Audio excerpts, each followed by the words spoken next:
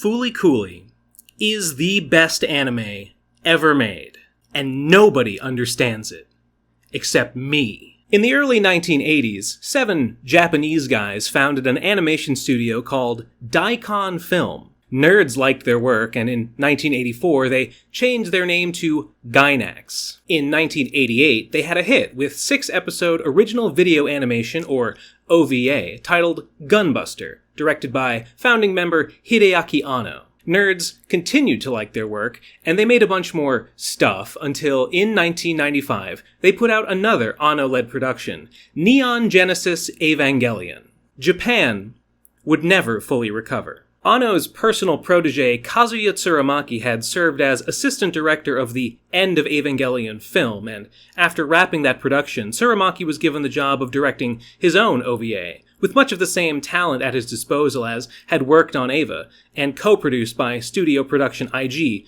as the Eva films had been. This project would eventually be published in the year 2000 under the name Fooly Cooly. Gainax took a different approach with Fooly Cooly than they had with Eva. To quote Yoshiyuki Sadamoto, another of Gainax's founding members, "We were thinking of the idea of having Tsurumaki as the director for a new work, and I thought, it shouldn't be like Evangelion, right? Let's make it something more relaxed. Something where the characters wouldn't die." And to quote director Tsurumaki himself, Eva was a work that imposed strict constraints on the animators. It had a directing method that enforced a specific style, and on top of that, it demanded high quality, so it wasn't an environment for nurturing young talent. After that, for the anime Kare Kano, we let people like Shoji Saaki and Imaishi have more freedom, and as a result our younger animators developed significantly, and even younger animators than Imaishi were attracted to that kind of freedom and joined in. That's why I personally wanted to unleash the power contained within that freedom, rather than confining myself to a strict drawing style. So those were the circumstances that led to Fooly Cooly's creation. But what came out of that crucible? What exactly is Fooly Cooly? Well, technically, it's a multimedia franchise. There is a manga and light novels and audio dramas, but mainly it's a 6-episode OVA in the vein of Gunbuster. It's a comedic coming-of-age drama with some action and science fiction elements. It has a particular warm pastel color palette and animation that's technically gorgeous, but also erratic, experimental, and expressionistic. It also heavily features music largely taken from the pre-existing discography of punk rock band The Pillows. And, bafflingly, it has 4 official sequels produced 20 years later by almost entirely unrelated people. But I get ahead of myself. Before I get any deeper into talking about Fooly Cooly, I'm going to give a very abridged summary of the OVA's plot in case you need a refresher. The summary I'm about to give will not be a substitute for having seen the show. You will not get it just from hearing me describe it. You should watch Fooly Cooly. It is the best anime ever made, and the whole thing is like 150 minutes. I promise you can afford to watch Fooly Cooly. No, you can't afford not to watch Fooly Cooly. So that's my plea to you to actually watch the show, but if you don't want to, I guess there's nothing I can do about it. Go ahead and listen to my summary. I'm not your dad. Yet. If you don't need the summary, timestamps, feel free to skip this section. But anyway, without further ado, here's what happens in Fooly Cooly. Episode 1. Fooly Cooly. Naoto Nandaba is a 12-year-old boy living in the fictional Japanese town of Mabase, over which looms the newly built Medical Mechanica factory. After school, he hangs out with dim-witted high school girl Mamimi, his older brother's ex-girlfriend, sort of. Naoto's brother Tasku is a baseball prodigy who's away in America on a baseball scholarship. Naoto carries Tasku's bat everywhere he goes. Mamimi likes to do, I guess I'd call it heavy petting with Naoto. Naoto cares about looking cool. Naoto doesn't like sour drinks. He likes the sweet ones. On this day after their, necking session, this hyperactive pink-haired weirdo appears, driving a yellow Vespa scooter, swinging around a blue Rickenbacker bass guitar, yelling, "Lunchtime!" She runs over Naoto with her Vespa, revives him via mouth-to-mouth CPR, then bashes him in the head with her guitar and drives off. That night, Naoto finds a strange horn has started growing out of his head. He pushes it down with a Band-Aid and hides it. The next day, the Vespa woman is stalking Naoto again, and that evening, he learns his single dad Kamon has hired this pink freak as their new live-in housekeeper. She'll even be sleeping in Naota's room in the top bunk that once belonged to his brother Tasku. Naota overhears Haruko communicating with someone about medical mechanica, though there's nobody there besides the family cat Mew Mew.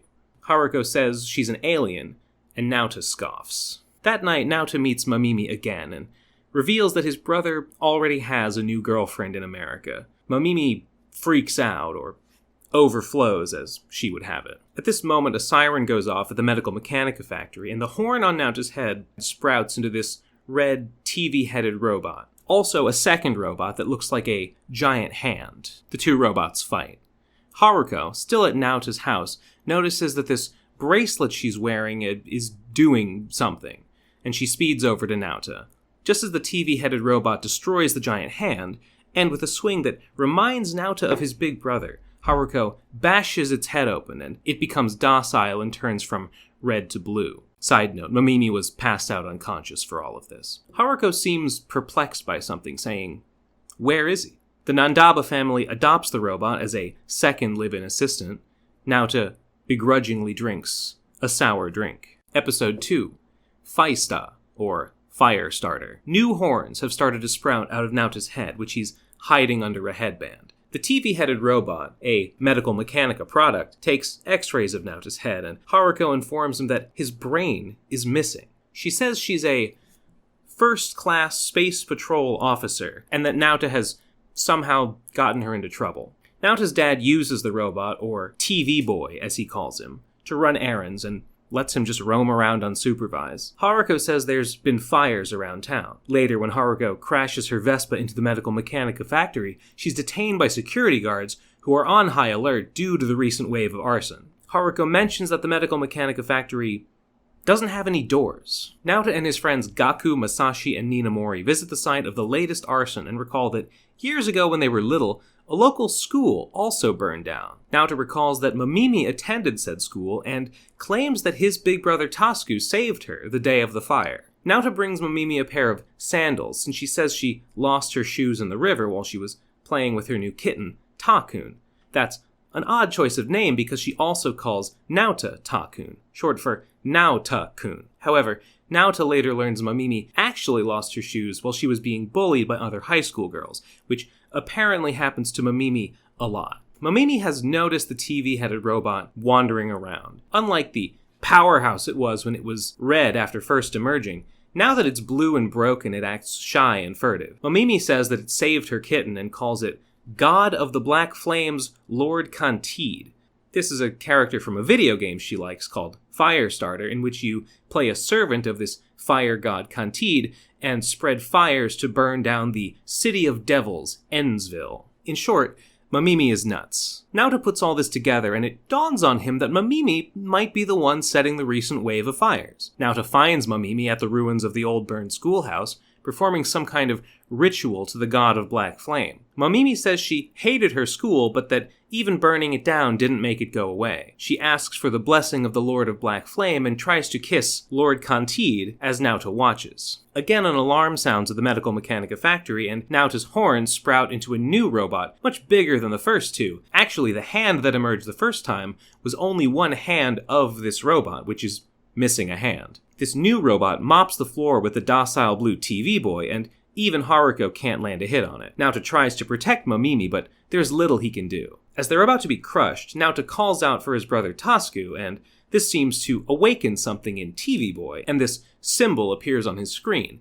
Then he picks up Naota and eats him, to Mamimi's dismay. However, Naota is still alive in some extra-dimensional space inside of the robot, which turns red again. It transforms into this cannon and in one shot obliterates the enemy robot, which explodes, blowing away the remains of the burned school. TV Boy, or Kanti as everyone hereafter calls him, turns blue again and shits out Naota. Police are en route and Haruko says they need to run.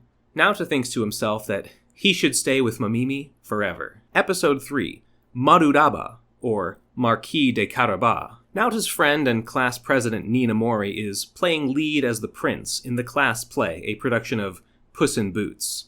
Ninamori is also the daughter of the mayor of Mabase. Her father is facing dual scandals. On the one hand, apparently being guilty of public corruption, shady business dealings, and that sort of thing, and on the other hand, cheating on his wife with his secretary. This was all brought to light by a local zine called Come On Mabase, or Come On Mabase, as in Come On, Naota's dad, who published the zine, and incidentally was formerly a journalist and magazine editor. Ninamori, wanting to be mature, acts like it doesn't bother her that her family is falling apart. After the story of her father's scandals breaks, Ninamori can't take the heat and ditches play rehearsal.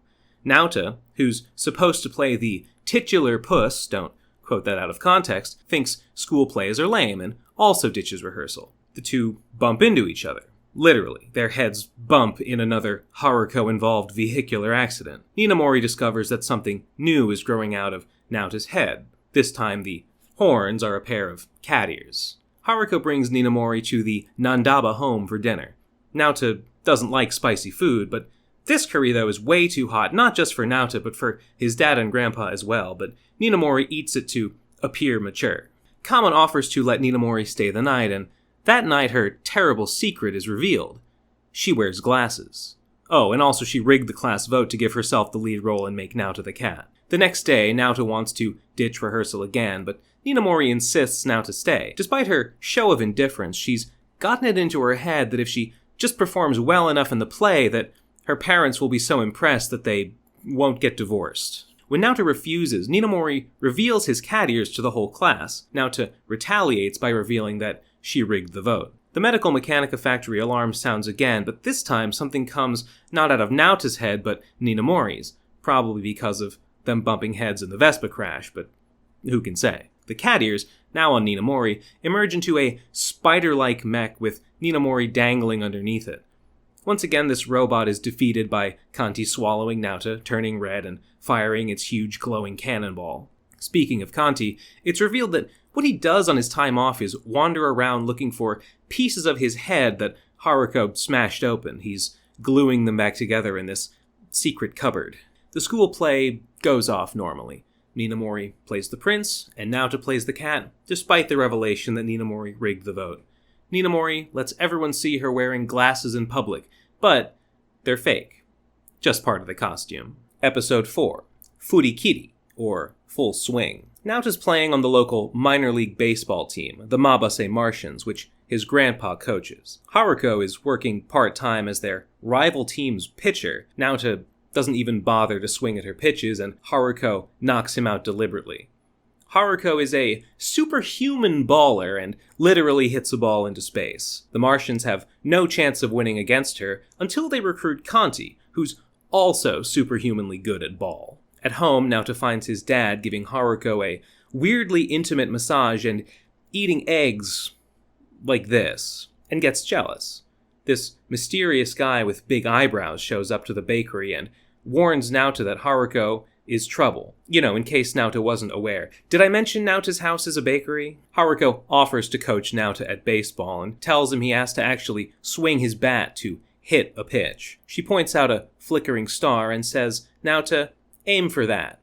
In actuality, the star is a satellite that Haruko's home run ball from the game knocked out of orbit, and now it's falling to Earth. That night, Naota hears Haruko in Kamon's room, and his jealousy makes his head pulse again. This time what comes out isn't a robot, but a beacon, signaling for the falling satellite. Unfortunately, the satellite is actually a bomb created by a government agency as a last resort bargaining chip against Medical Mechanica, and now it's headed for Naota and will completely vaporize Mabase if it lands. This agency in charge of the satellite is the Immigration Bureau, a secret government branch that deals with aliens, as in like ones from space. Eyebrows guy, it turns out, is with the Immigration Bureau. His name's Commander Amarao, and Haruhara Haruko, or Haruharaharu as he claims her real name is a wanted space criminal that he's after. Amarao, like Naota, doesn't like spicy food.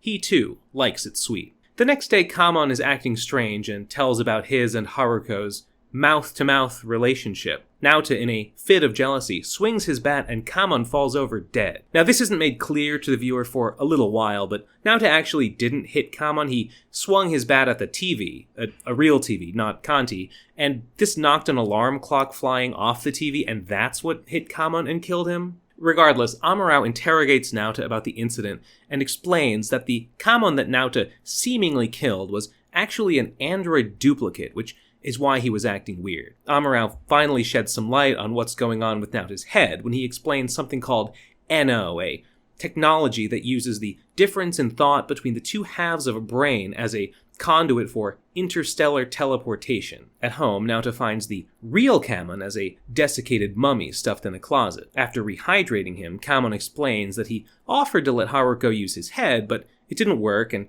somehow this killed him temporarily. Naota's is the only head that works for this mysterious NO power. Haruko brings Naota to the top of the Medical Mechanica factory to draw the satellite toward it. She sticks her hand into his head and pulls out a Gibson Flying V guitar, which she says is his bat, and to keep his eye on the ball, meaning the satellite. Naota says it's impossible, and Haruko says Mabase's fate is all down to whether he's willing to swing the bat when it really counts. Naota calls out for his brother again, and this symbol once again appears on Kanti's face, and now on Naota's as well. Naota does swing, and Haruko jumps in to assist just before the bomb detonates, knocking it back into space. At the Immigration Bureau, Amurao, aghast, loses his eyebrows. Episode 5, Burabure, or Brittle Bullet. When a new horn sprouts out of the back of Naota's head at the wrong moment and he accidentally kisses Haruko, Kamon gets jealous and challenges Naota to a battle over Haruko's love.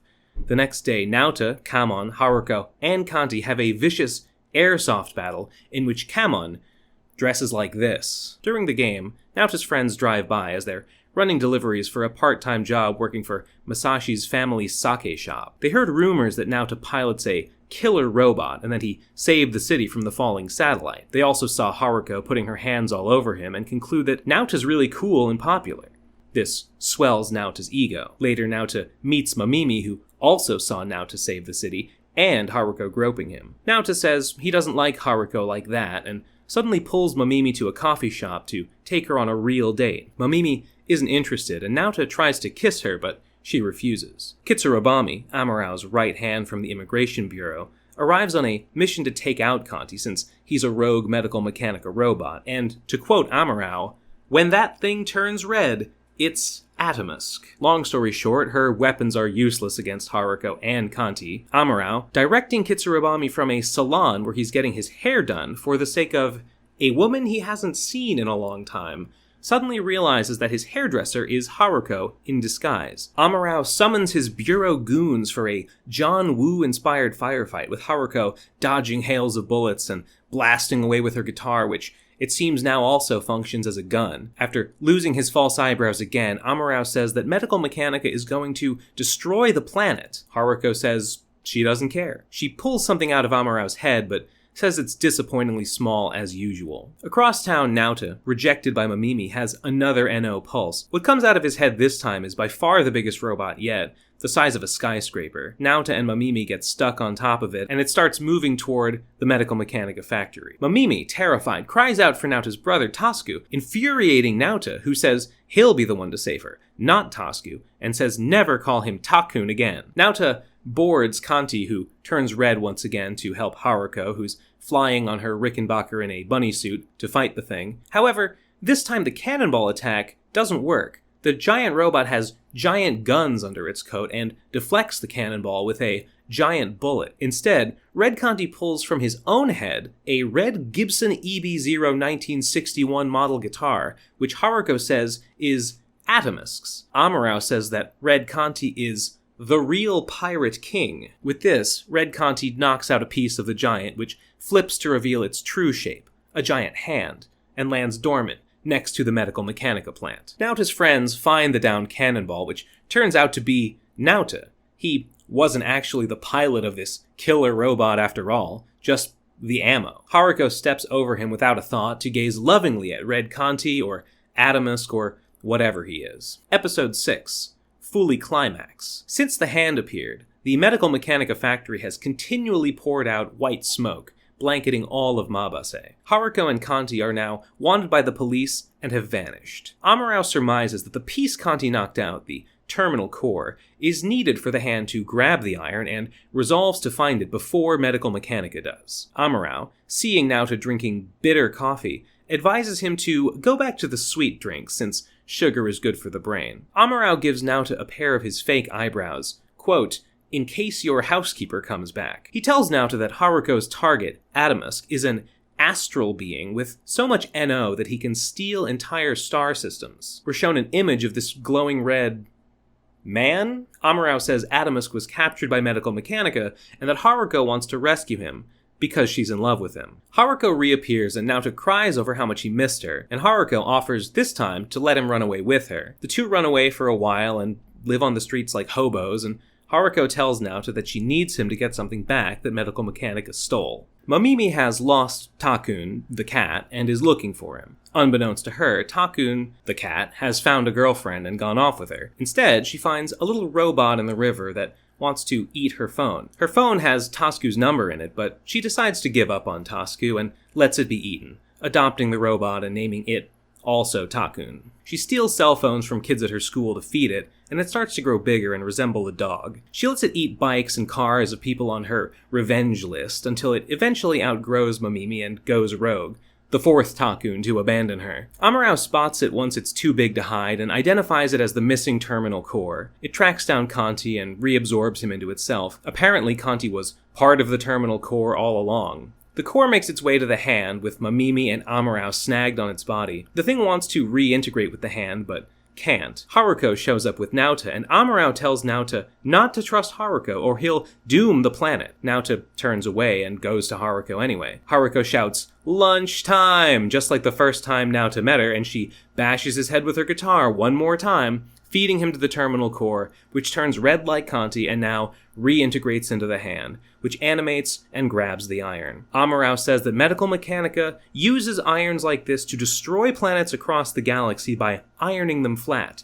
Quote, smoothing out the wrinkles so you can't think. Before the hand can grasp the iron, though, Red Kanti reappears, apparently having separated himself from the terminal core. His face glows again, and this time Naota crawls out of it, glowing red with power. Red Naota flicks the colossal hand away like it's nothing. Amuro says Naota's got the powers of the Pirate King. Haruko's bracelet is doing something like crazy. Enraged, Haruko says that the power was supposed to be hers. Quote, only one of us can eat him, and that's gonna be me, and attacks Red Naota, but he easily disarms her. Rather than kill her, though, Naota stops mid-battle and kisses her. Out of Naota's forehead comes the biggest thing yet, this colossal glowing red bird. This is Adamusk's true form, and the ring through his beak resembles the chain on Haruko's bracelet. Amuro gapes at the sheer power of Adamusk's NO as everything in Mabase starts to float up into an energy vortex that disintegrates and absorbs the giant hand into Adamusk's head. Adamusk lifts the Medical Mechanica plant and then blasts off into space,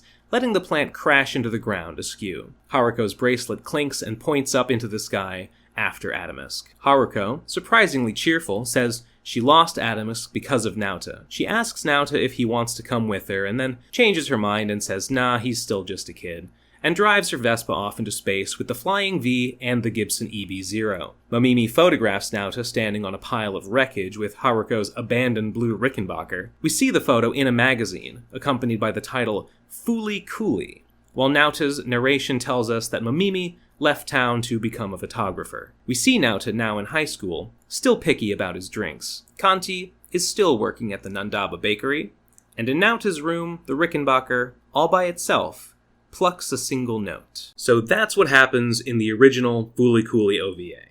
Fooly Cooly has a reputation as a wacky show where stuff just kind of happens for no reason. If you were under that impression, hopefully my summary has convinced you that that's not really true at all. Wacky things do happen. In particular, Haruko does indulge in some pretty lol-random type behavior, but aside from gags, things generally don't happen for no reason. The reasons are there if you're paying attention. I appreciate that the show is pretty fast-paced and dense with detail, and I don't blame anyone for not catching everything on their first watch. Indeed, that's one of the things I appreciate most about Fooly Cooly, how dense it is with detail, how it rewards repeat viewings with a deeper understanding. Tsurumaki even joked in the Fooly Click Noise interview that In making Fooly Cooly, he didn't want to insult the viewer by presenting them with a story so simple that it could be fully understood just by watching it a single time. Fooly Cooly does leave some things unexplained, like, what is Medical Mechanica? I don't know, I guess it's like an evil corporation from space, and they make robots, destroys planets, doesn't say why. What is Adamus? Well, I mean, Amuro tells us he's an astral being, whatever that is. He's a pirate, he has a lot of NO. What more is there to say, really? What is the Galactic Space Police Brotherhood? Well, we learn basically nothing about it aside from its name, but, I mean, you can infer a lot from that name, right? In that same interview, Tsurumaki said that even he doesn't know all the details about these things. He only understands as much as Naota understands, and like Naota, we, the audience, don't need to know all the space politics to understand Fooly Cooly, because Fooly Cooly is Naota's story. And yet the way people talk about Fooly Cooly, there's this vein of thought. Look at any Fooly Cooly related Reddit thread or YouTube comment section, and you'll see this idea that Fooly Cooly is this incoherent story where crazy stuff just happens and robots fight and there's rock music and you just turn your brain off and that's all you need to know. And that's not exactly wrong. It is fine to appreciate Fooly Cooly or any other work of art for that matter, just for its surface elements. Tsurumaki has this quote from a production IG press release where he says that difficulty in comprehension should not be an important factor in Fooly Cooly. To quote that same interview again, Tsurumaki says he doesn't mind if people just enjoy Fooly Cooly for the jokes or the action or the music. Those are meant to be enjoyed. So if someone enjoys Fooly Cooly without thinking much about it or trying to make sense of the story, that's totally fine. I only disagree when someone takes it to the next level and tells other people that they should not try and make sense of Fooly Cooly. That is simply incorrect. Tsurumaki's quote from Fooly Click Noise continues, I didn't want a work that had everything depicted and comprehensible right on the surface. That depth is what makes it interesting. I'm fine with people finding the humor and action entertaining, or enjoying how the music from the pillows perfectly matches the battle scenes and looks cool. Even if someone were to say, it's just a promotional video for the pillows, if they can enjoy it that way, that is fine. However, beneath the surface, there are hints of a more complex science fiction setting, and even further below that, there are contemporary emotional themes. If people can delve into those depths and enjoy it on that level, that's perfectly fine too. Figuring out the subtler details of the plot and character motivations and such, as well as contemplating the themes being explored, are other ways, in addition to the surface elements that Fooly Cooly is meant to be enjoyed, and the two are not mutually exclusive. In conclusion, despite its reputation and despite its somewhat opaque storytelling and notably zany tendencies, Fooly Cooly does have at its core a perfectly coherent and comprehensible narrative about a boy, a girl, an alien, an evil corporation, a robot, a giant bird, and all that other stuff that I just got done telling you about. So that's the story Fooly Cooly presents us with, but what does it all mean? Well, on the one hand, I can't tell you, because what a work of art means to you is entirely your own business. But on the other hand, I can tell you exactly, because despite its reputation for impenetrability, Fooly Cooly is actually really not subtle at all with its themes, if you're paying attention. The core theme of Fooly Cooly is maturity, growing up. Usually manhood specifically, but always adulthood generally. What does it mean to be an adult? Or to be a child? What does it mean to act grown up? Naota lives in the shadow of his older brother, this legendary baller Tasku. Naota doesn't play baseball, but he carries around Tasku's bat. Naota doesn't have a girlfriend, but he's got Tasku's ex-girlfriend who, sucks on his neck and stuff. So Naota lacks any of Tasku's actual virtues, but he steps in and adopts these surface-level affectations like he's wearing Tasku's skin. Tasku himself is absent from Fooly Cooly, so he's really more of an idea than an actual character. To Naota, Tasku is the idea of the ideal man.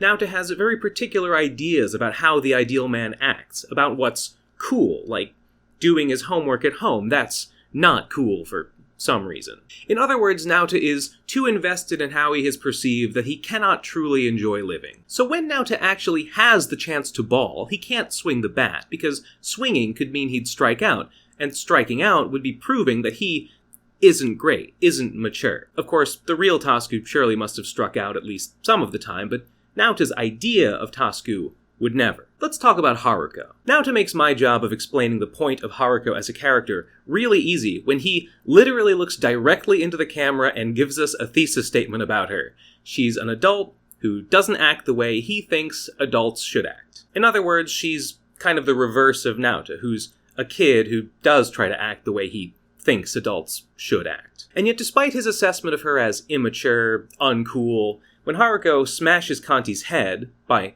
swinging a blunt instrument, by the way, as one might in, say, baseball, Naoto says she reminds him of Tasuku, the maturest, coolest guy. Maybe there's not just one right way to be a grown-up.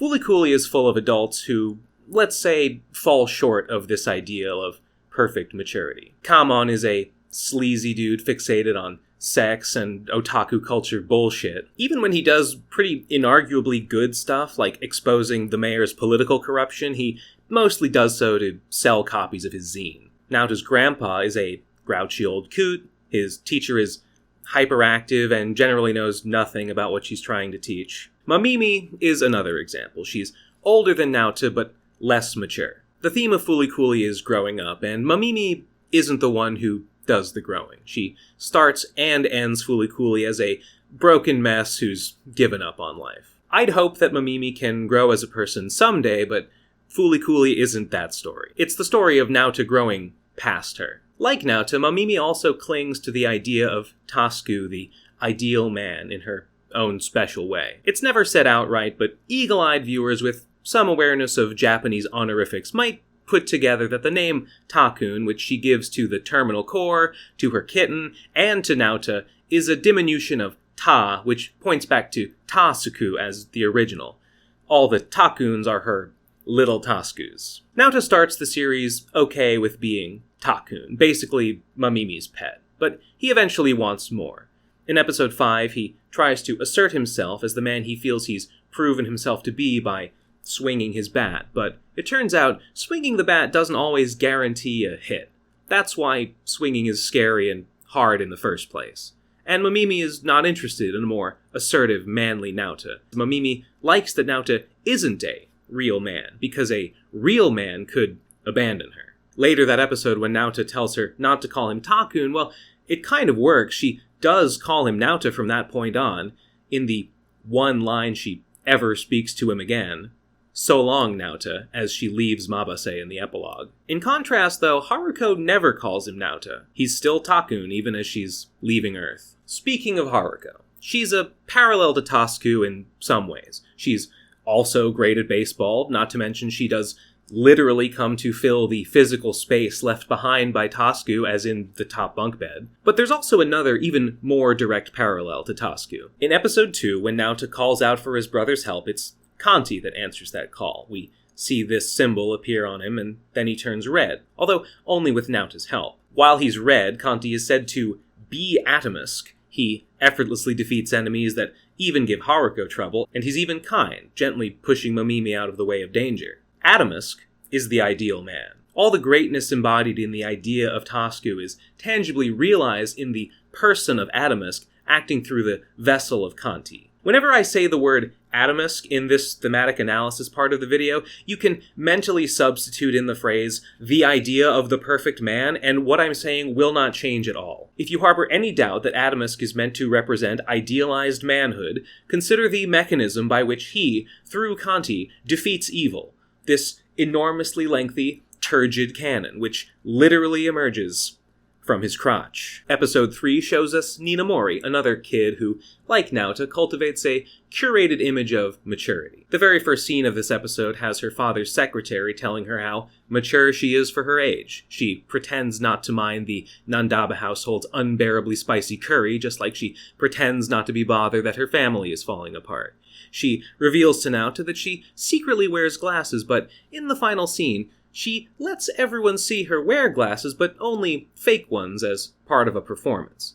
You could read this as Ninamori having learned nothing. I believe in death of the author, so I don't think anything the creator says outside the work itself should be taken as gospel necessarily, but here's how Tsurumaki explains it in the director's commentary. Until now, she'd been lying to herself, trying to be a leader and grown up.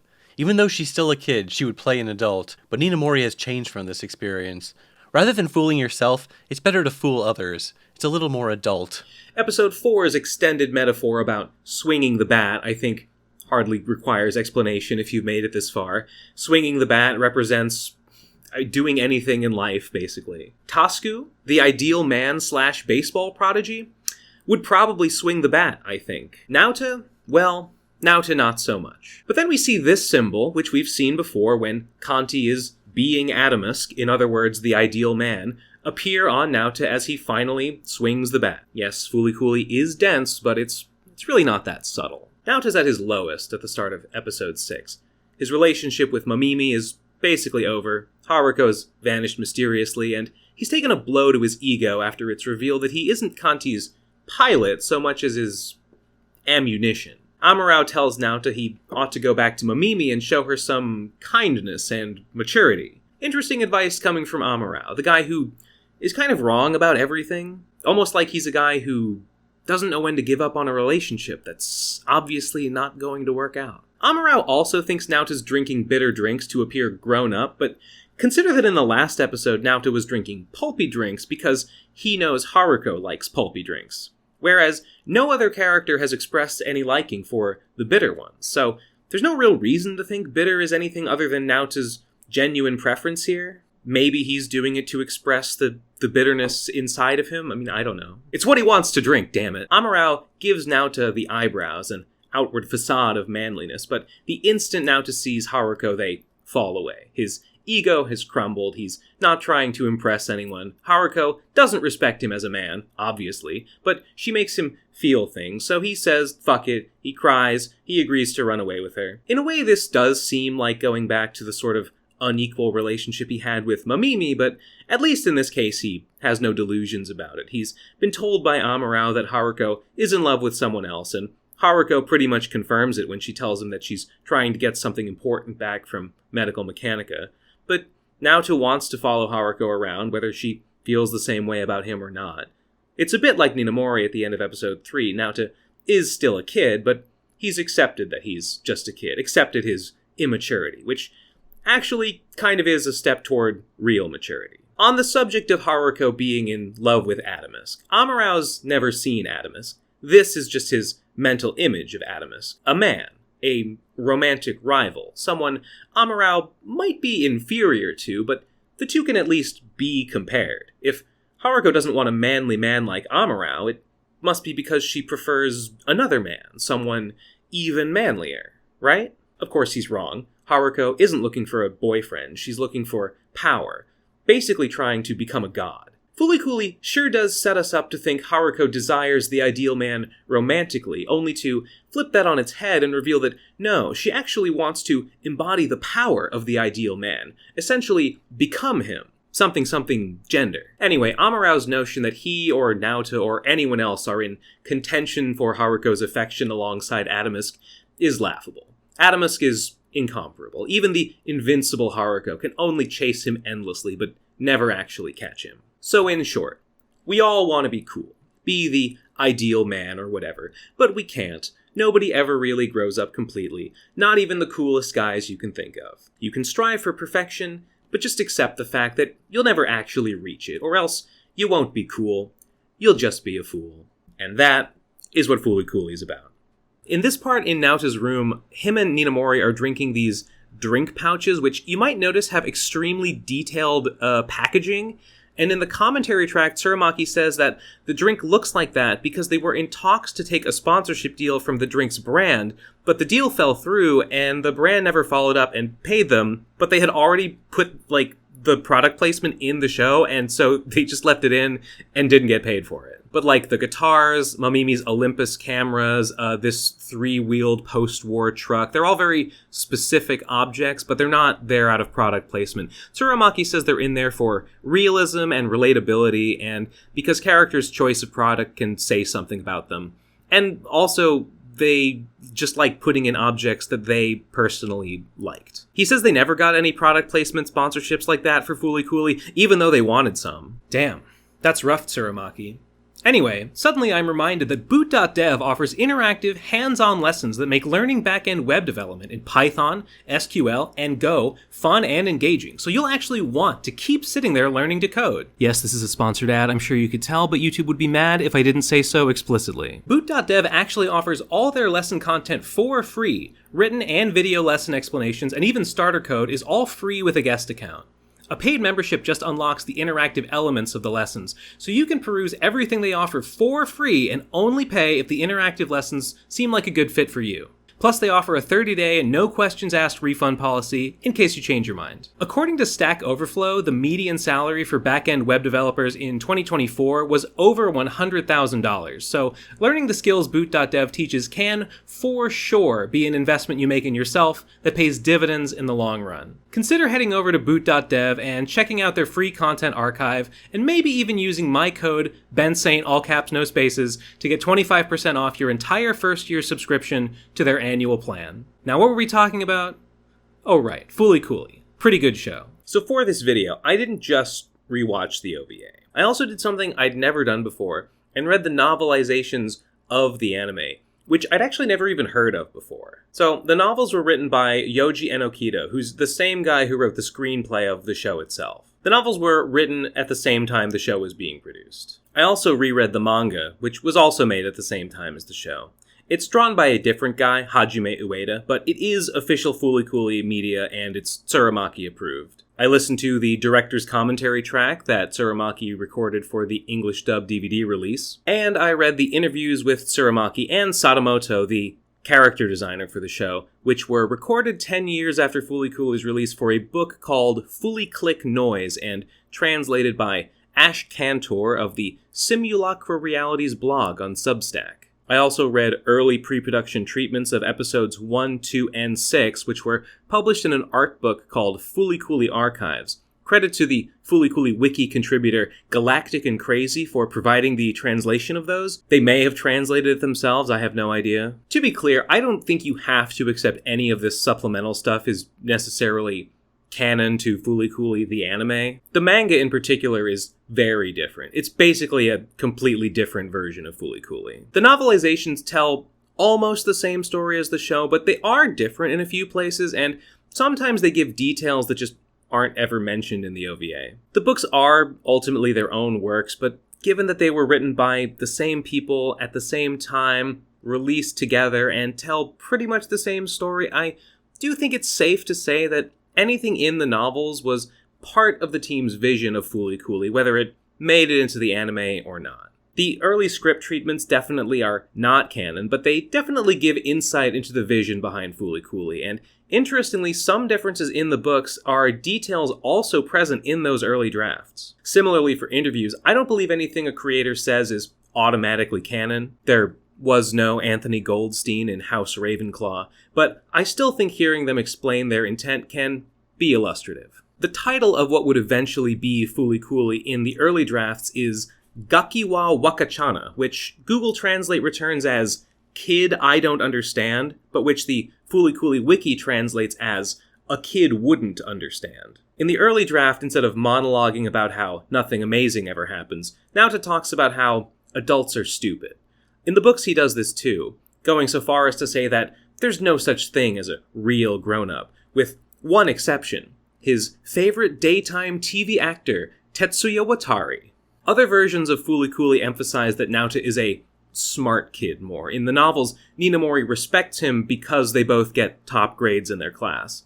One early draft version of Naota even had a habit of calling himself a genius boy and justified his sweet tooth by saying that sugar is good for his brain, like L from Death Note. Book Naota specifically likes cool mint in particular as a flavor. The book even editorializes that Naota is something of a cool mint himself. You know what it means, right? Cause he's cool. Cause he's like too cool for school. You can read subtext, you understand.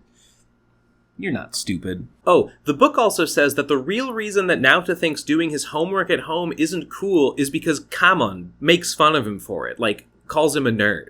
It's a terrible dad. So, in Haruko's first appearance in the OVA, in English, she yells out, lunchtime. In Japanese, she says itadakimasu, which is a phrase that you say before you eat, but she kind of says it in like a weird slurred way that I think is wordplay that I don't understand. In the manga, she says, "Here I come and get it," which reads to me like an attempt to translate a garbled colloquialism. In the novel, she says, "Itadaki mammoth." I think it's like a pun. Okay, I couldn't leave it a mystery. I did some research. I figured out why she says Itadaki mammoth. So I found this on a blog called Scripting Japan from one Wes Robertson, so thanks, bro. In the late 80s, there was kind of a slang dialect called Nori P Go, which was popularized by an idol called Nori P. That was like her nickname. And just one of the features of Nori P Go, of Nori P's like way of speaking, involved using the word mammoth, or manmos in Japanese, as like an intensifier. Like, you're not just hungry, you're mammoth hungry. Hence, not just itadakimasu, itadaki manmas. It's bigger. So I think this sort of slang would have been considered pretty outdated and corny by the time that Fooly Cooly was airing. So Haruko is using like outdated youth culture slang. Several early production notes in the Fooly Cooly archive compare Haruko to Superman, in that she's an alien who is basically all-powerful and can do anything. In Fooly Click Noise, Sadamoto says he originally envisioned her looking like a beautiful older sister type girl, but that her husky voice made him think she should have more of a mean face. Tsurumaki says that in the final version they went with, they put more emphasis on her thematic appeal at the expense of her feminine charm. So this anecdote isn't even really about Fooly Cooly, but in Fooly Click Noise, Sadamoto, who designed characters not just for Fooly Cooly, but for Evangelion as well as many other Gainax projects, says he once got asked in France in an Italian restaurant what he did for a living, and when he told them he worked in animation and he drew some Eva characters to like show them what he did, and the guy at the restaurant recognized it and asked, like, "Wait, are you really involved with Eva?" And Sadamoto's reply was like, No, I'm not involved. I just designed the characters." Like, what are you talking about? So conspicuously missing from the early draft in the Fooly Cooly archives is Naota growing a horn. In the director's commentary, Tsurumaki says that the horns were like a last-minute story decision. Originally, the concept was just that Naota would lose his brain. We still see that in episode 2 with the X-rays, but Tsurumaki says the idea didn't really translate well to animation. You can't see that someone's missing their brain by looking at them, so the horns made for a better visual element. But in the early draft of episode 1, nothing comes out of Naota's head at all, and Haruko doesn't hit him with her guitar. She isn't even specifically looking for him.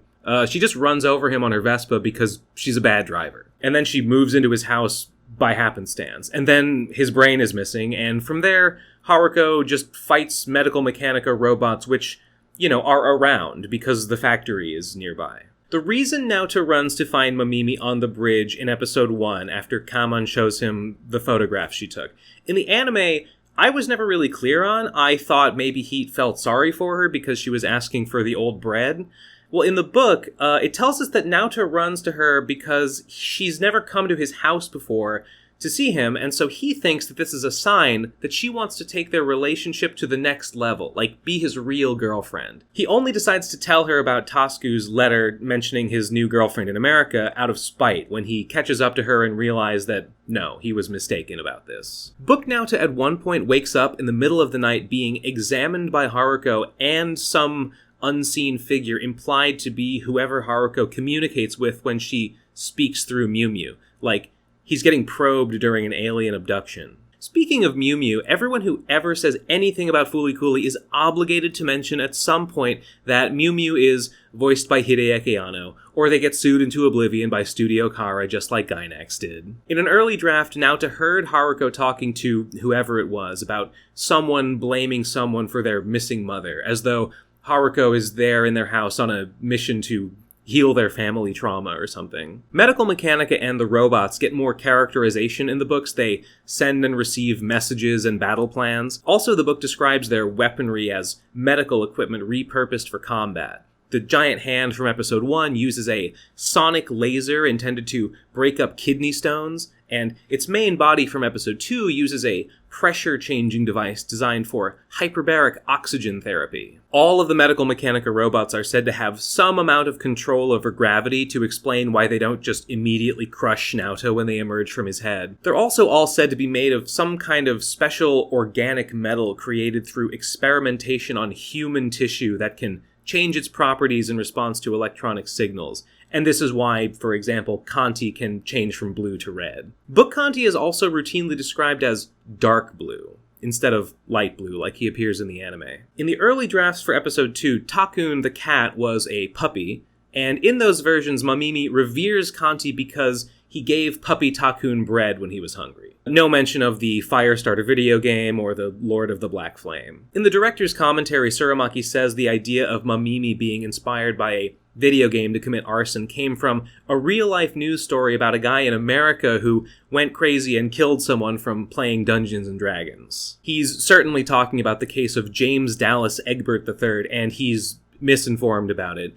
Egbert had been part of a group that played D&D in his school's maintenance tunnels, and a sensationalized version of his story equating them to a secretive cult became national news and helped fuel the satanic panic of the 80s. He didn't kill anyone, except for himself almost a year after the incident, and he was obviously mentally unwell, but probably not as a result of playing Dungeons & Dragons. Somebody wrote a novel titled Mazes and Monsters based on the fake, sensationalized version of events with cults and murder and such, which was even adapted into a made-for-TV movie starring a young Tom Hanks. The whole thing, at least the version Tsurumaki seems to have heard, was pretty much just culture war bullshit, the religious right having a collective freakout over stuff that didn't even happen. Shocking, I know. It's a good thing that sort of thing never happens anymore. Fun fact, Ensville, the setting of fictional video game Firestarter, is the name of a fictional town mentioned in Robert A. Heinlein's novel, The Moon is a Harsh Mistress. The word is also apparently sometimes used colloquially to mean end of the line, like, it's Ensville for you. Also in the year 2000, the same year Fooly Cooly debuted, there was a mockumentary titled Ensville, also set in a fictional town called Ensville,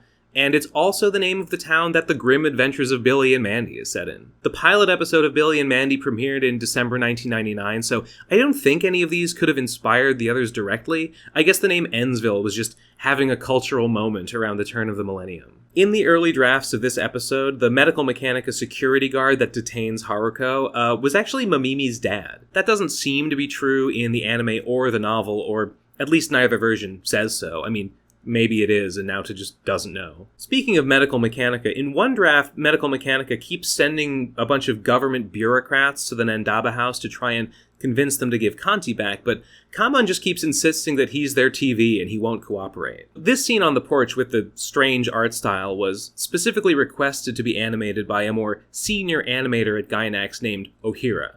When he saw how it looked, Tsurumaki said deadlines were coming up, so he just rolled with it and made a joke by putting the characters' names on screen since they looked so off-model. In the Fully Click Noise interview, Sadamoto kind of shakes his head and is like, yeah, if I were directing it, I would have sent it back and been like, fix it.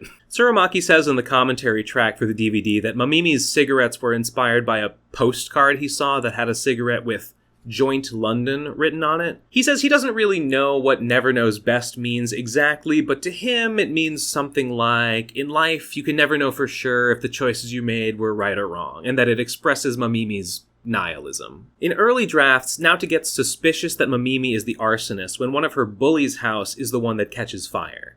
In another version, she also tells Naoto that she used to have another bully until that bully's house mysteriously burned down too. It's ambiguous in the final version of the anime and in the novels too, but from the Fully Click Noise interview, it seems to me like the intent was that Mamimi did burn down the school 6 years ago, but actually isn't the one setting fires in the present day. That's another arsonist, or maybe even just random accidents. Mamimi is the one who set fire to the school, right? But actually the culprit of the more recent arson incidents around town might not be Mamimi. Yeah, it might not be her. We were being misleading in that regard. In the manga, it's different, and Mamimi did burn down the school and is still an active arsonist and keeps burning stuff down all the way through the end of the story and never stops. But like I said, the manga is really its own story. In one early draft, this second robot fight was against a giant robot dog who ran around setting fires during the battle. The final version, Tsurumaki says, was designed to resemble a teapot. Tsurumaki and Sadamoto have a lot to say about this barely perceptible Mamimi panty shot. Tsurumaki says it wasn't in the original script treatment and that he suspects Imaishi added it. Oh yeah, this episode was storyboarded by Imaishi, the Gurren Lagann guy. Actually, at many points during this interview, Tsurumaki says, oh no, I didn't ask for a panty shot here, someone else must have added it, and more often than not, he blames Imaishi. On the other hand, whenever there's a dirty joke or an innuendo, he usually blames those on the screenwriter Enokido. So the show draws this pretty explicit parallel between Tasuku and Kanti. Naota calls out for his brother, and Kanti responds. They both represent the ideal man, at least when Kanti is red. And Tsurumaki says in the commentary that the parallel was actually so strong that some fans thought Kanti literally was Tasuku. Like, in America, he somehow got turned into a robot, and now he's got amnesia because Haruko smashed his head. It's honestly a pretty reasonable theory if you've only seen the first 2 episodes. It just so happens that they were actually going for more of a metaphorical connection there, and not a literal one. The anime has this kind of trippy shot of Naota in like an extra-dimensional space, having a light bulb screwed into his head while he's inside Kanti. In the book and in early drafts, he sees a red light and hears a voice from what we later understand is Adamus. Kanti's initially losing the fight, but Adamus gives Naota the choice to use a stronger weapon that will put him at greater risk. And Naota says yes, and this results in Kanti activating the cannon, which both the book and early drafts call the N launcher. Tsurumaki says in Fully Clicked Noise that while Naota does like and want to protect Mamimi, that his feelings at the end of episode 2 come more from a place of feeling superior to her. Sadamoto complains that a lot of the more romantic themes that they had come up with for the story didn't really come through in the final animation, mostly due to the short runtime. Book Ninamori is described as very tall and fond of reptiles. She was a model in a successful furniture ad, but the story's kind of ambiguous about whether the ad was a hit because she's such a great beauty or because her dad is the mayor and has influence. The early concepts for Ninamori had her wearing glasses, but when they decided to make her a character who hides her true self, they decided to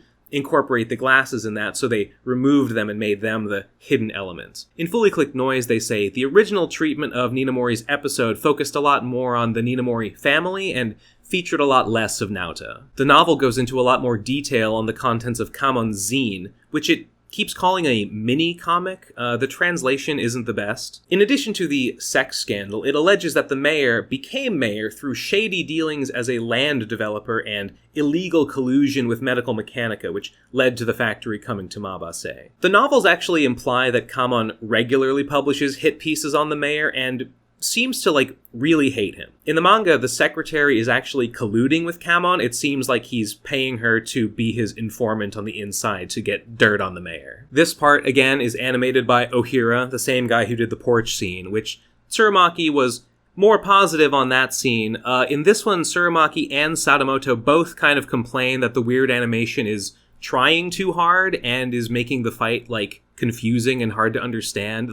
Their intent of how it was supposed to go is kind of lost in this scene. As I quoted in the previous section, Tsurumaki says in the commentary that Ninamori has stopped fooling herself but continues to fool others. He goes on that this is positive character growth for Ninamori because, quote, women who fool men are good women. And when his female interlocutor is like, what? He says he means, fooling men, it's a good idea for women. It gets them ahead in life. It's not, as good for the men that they fool. So the novels explain something the OVA doesn't, and that is, why is Naota the only kid on a minor league baseball team otherwise composed of adults? And the book's answer is that his brother Tasuku was such a baseball prodigy that even by Naota's age, he actually was enough of a baller to sub in on this adult minor league team. And everyone is just kind of wrongly assuming that Naota will also be able to do that. Oh, and also the book says that the rival team's name that Haruko plays for is the Umaguma Fragments. In the director's commentary, Tsurumaki says their uniform is based on a real team called the Buffaloes, but that specifically Haruko's uniform with the short shorts is based on Okay, so there was this actress that Tsurumaki liked named Kazue Fukishi, and actually, the character of Ninamori is designed to look like Kazue Fukishi, but she also happened to be the daughter of a player on the Buffaloes, and one time Kazue Fukishi threw the opening pitch at a Buffaloes game, and she did it in a modified version of the Buffaloes uniform that looked like this with the hot pants, and Tsurumaki just really liked that uniform, and that's what Haruko's wearing. The Mabase team is called the Martians, and speaking of Martians, there's a bit of a fandom rumor about Fooly Cooly that it actually secretly takes place on Mars. I don't want to talk about the sequels just yet, but they definitely did bolster this idea's appeal. We'll talk more about that later. But this notion comes from the Fooly Click Noise interview where Tsurumaki does say that at one point he considered adding a twist to Fooly Cooly where it would be revealed that the whole story actually took place on Mars after Earth had already been destroyed by Medical Mechanica. But he didn't actually add that twist, he dropped the idea. So just to be clear, in canon, no, Mabase is in Japan, on Earth. In the anime, Naota not swinging his bat is, like a metaphor. The book is less subtle. Haruko basically straight up explains it. She says, "Takun, you think you're special, don't you? That's why you don't swing. If you swing, people will know you're not special." And yet also, the book gives us Naota's thoughts when he's at bat. Quote, "From Naota's point of view, Haruko Haruhara was a monster that had fought strange robots to draws or victory. He wasn't even considering trying to hit a ball thrown by that fiend." And he's got a point, actually. Haruko really is superhuman. If she wanted to strike him out, there really is no way he could ever hit any of her pitches. Pointing out that Naota kind of has reason to think he can't hit the ball, I think really undercuts the strength of the metaphor. Never before reading the book did I wonder if maybe Naota would be fine swinging his bat if someone other than Haruko were pitching. And one last weird detail in the book is that Book Naota is embarrassed about his baseball performance, but he's more proud to know such a baller as Haruko than he is ashamed to be struck out by her. So Haruko's license plate on her Vespa says Mabase 5656. 56 in Japanese is Go-Roku. 5656 sounds like Goro Goro, which is Japanese onomatopoeia for purring or rumbling. Amarao's scooter is not the same as Haruko's Italian Vespa. His is a Japanese scooter called a Rabbit, and his license plate is 0303. The 03 is meant to look like a rabbit. The 0 is the face, and the 3 is the ears. In the OVA, when Amarao says that the bakery didn't used to sell something, and Naota says he hates it, I never knew what he was talking about, but the book clarifies that what he's holding and talking about is a spicy curry roll that Haruko insisted the bakery start making. Remember in episode 1, Haruko stole someone's super spicy curry bread. She just likes really spicy curry, which is why she makes it so hot, with the Little Prince curry in episode 3. Episode 4 was directed by Nobutoshi Ogura, and Tsurumaki and Sadamoto credit him with the episode's weird and kind of scary vibe. Tsurumaki was pretty lenient with letting staff put whatever they wanted into the show, but in Fully Click Noise, he says he had to draw a line with Ogura. Quote, Ogura had several requests like, please include a scene like this, and among them were some incredibly indecent things that I couldn't include at all. Like, for example, a scene of Naota taking a dump in an old Japanese-style squat toilet, and Haruko would come up from behind him and take a dump in the same toilet while saying, mix it up, mix it up. They've requested incredibly vulgar things, and I had to say, I can't possibly do this. In the commentary, Tsurumaki says the concept of Naota killing Kamon with a bat came from a wave of incidents in the Japanese news around that time about kids who did exactly that, killed their parents with bats. Originally, Naota was going to hit Kamon, or rather the android he thought to be Kamon, but they changed it to him hitting the TV to be less dark. There's also an early production note in the Fooly Cooly archive that says Naota might hit what he believed to be an android impersonating his dad, but that would actually turn out to have been his real dad after all. In the novel, when Naota finds Kamon's desiccated corpse in the closet, rather than freaking out at finding a dead body, he's like, hooray, my dad's not dead, I didn't kill my dad. That's nice. Book Naota also doesn't hit the satellite on top of the Medical Mechanica factory, he actually does it on a baseball diamond. And Haruko doesn't help him out either, Naota just hits it all by himself. In Fully Click Noise, Tsurumaki again throws Enokido under the bus and blames him for this scene of Haruko jamming her arm into Naota's head and says it's Enokido's fetish. He says this bit of the Bureau members getting nosebleeds wasn't in his script either, but honestly, I can't tell if he's serious or making a joke. I think blaming everyone else for weird stuff that made it into the show might be like a funny bit that he's doing. Anyway, about everyone getting nosebleeds watching Haruka pull the flying V out of Naota, he says he was inspired by the work of a science fiction author named James Triptree Jr., who wrote about aliens who were sexually superior beings that humans are irresistibly drawn to, and that he wanted to portray cosmic powers in Fooly Cooly like NO as having a similar kind of irresistible sexual power. It was Sadamoto who suggested the flying V when Tsurumaki asked what guitar Haruko should have, since it's such a recognizable and iconic design. But Tsurumaki personally prefers the Rickenbacker, so he gave Haruko that and let Naota have the V. It was Hiroaki Sakurai, director of the DG Chariot anime, who suggested the Gibson EB0 as Adamusk's guitar. Also, the name Adamusk is the title of a novel. Tsurumaki says he hasn't read it and just thought the name sounded cool. He thinks it's a sci-fi novel, but I looked it up, and it's actually a Cold War spy thriller. Episode 5 starts with a Lupin reference, because Episode 5 is about guns, and Lupin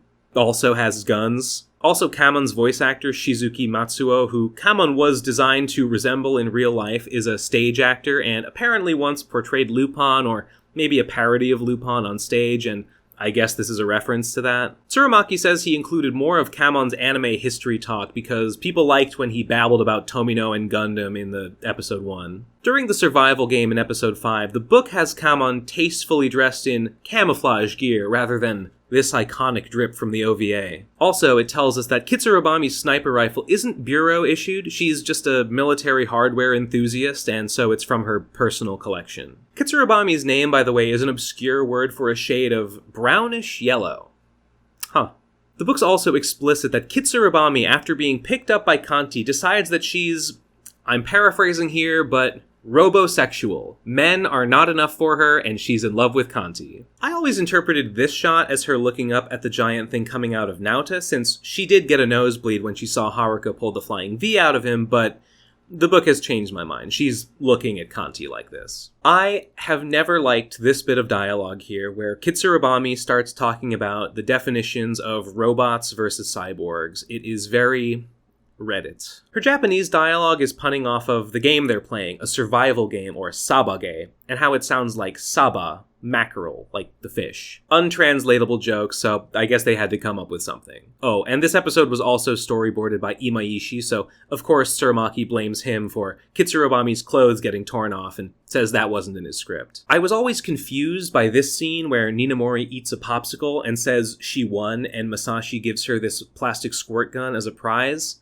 Well, the book explains that the business they're running deliveries for is Masashi's family liquor store, and that giving out prizes for winning popsicle sticks is just a thing their store does. Maybe this is common in Japan, I don't know. This coffee shop that Naota takes Mamimi to, the book says it's one that Tasku used to take her to also. Tsurumaki says that their original concept was that Naota would take her to a love hotel, but that was a little too adult, so they toned it down to a coffee shop. But not really though, because the way it looks is based on a love hotel, and I don't know what those look like, but Tsurumaki insists that Japanese people will pick up on the love hotel vibe. Also, the name Café Bleu comes from a title of an album by English pop band, The Style Council. Tsurumaki says they let Imaishi go wild with making this part a John Woo type action scene. This shot, though, Tsurumaki complains about and says Imaishi got it wrong and that the intended effect was lost. What we're shown looks like smear frames suggesting that Haruko, dodges through the bullets faster than the eye can see,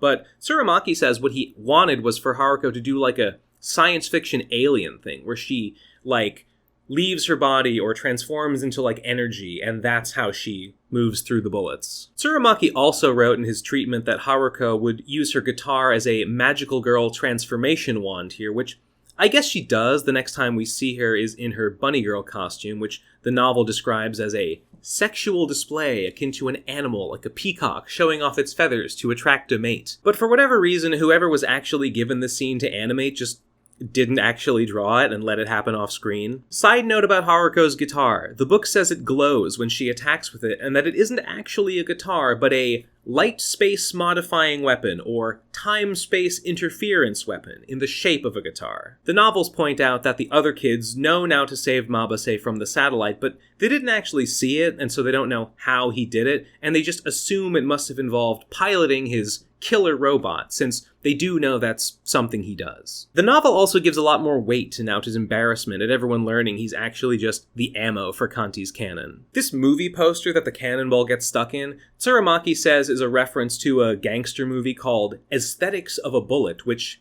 apparently also has a motif of its protagonist being used as ammunition. A common bit of Fooly Cooly trivia is that the giant hand is actually Tsurumaki's hand, and he does say that in the director's commentary, but in Fully Click Noise he says, actually no, in episode 5 the hand was key animator Kizuhiro Takamura's hand, but Tsurumaki said he didn't like how it turned out, and so he redid it with his own hand for episode 6, where we do see a lot more of it. In the DVD commentary, as well as Fully Click Noise, Tsurumaki talks about how some elements of the character designs were inspired by the art of mangaka Moyoko Anno. This is actually Hideaki Anno's wife, and as far as I'm aware, the fact that they share the name Anno is just like a weird coincidence. Like, that was her name before they got married, too. Anyway, they say the art style influence isn't that obvious, aside from some of the fashion and the way they draw the eyes. Amarao's eyebrows use photographs of nori for their texture, and in Fully Click Noise they say that they're literally just pieces of nori, like, canonically that's what they are. Tsurumaki says that giving Amarao a weird and dissonant trait like huge fake eyebrows to contrast his straightforward personality was inspired by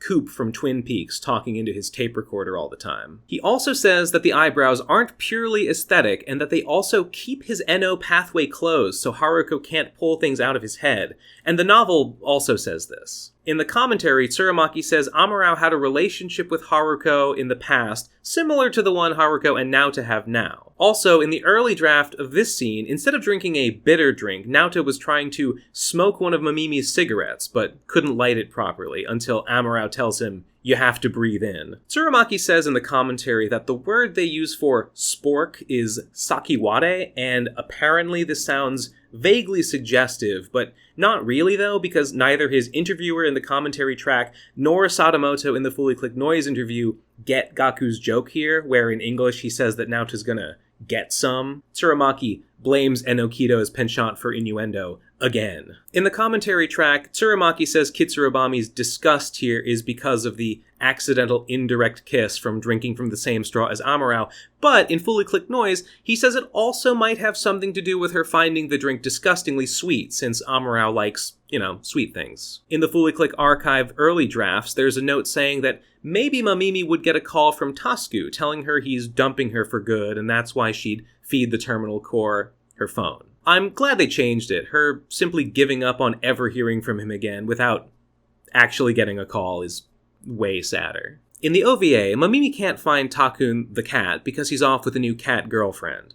In the book, Ninamori finds the cat cold and hungry and takes it home with her because she thinks Mamimi is a negligent cat owner. In an earlier draft of episode 6, Ninamori even confronts Mamimi and tells her, more or less, "You suck, I'm taking your cat." And Takun goes with Ninamori willingly, making it the third Takun to abandon Mamimi, but not the last. Book Kamon actually aids Haruko hiding from the cops by telling them she's on vacation to Hawaii, from which she returns not with spicy fish eggs, but with white chocolate and a carved wooden bear. Later, when Book Kamon tells Miyajun about killing his class hamster as a kid, he says it was because he skipped school for 3 days to watch Monty Python. In Fully Click Noise, Tsurumaki says he does think Haruko is probably fond of Naota on some level, even if she is ultimately using him for her own ends. While on the run together, the novel says that Haruko and Naota get into police chases and survive by dining and dashing in restaurants and betting on horse races.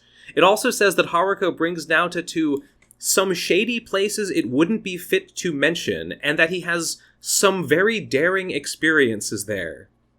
Make of that whatever you will. Book Mamimi calls the terminal core Takun, but also calls it her holy beast, as in it's like part of her holy mission to do the Lord of Black Flame's will and destroy Ensville. In an early draft of episode 6, instead of growing into this dog thing, the terminal core grew into the shape of a teenage boy, and Mamimi started treating it like her new boyfriend. There's a weird moment in the DVD commentary when the interviewer sees this symbol and says that the Atomisk symbol keeps changing.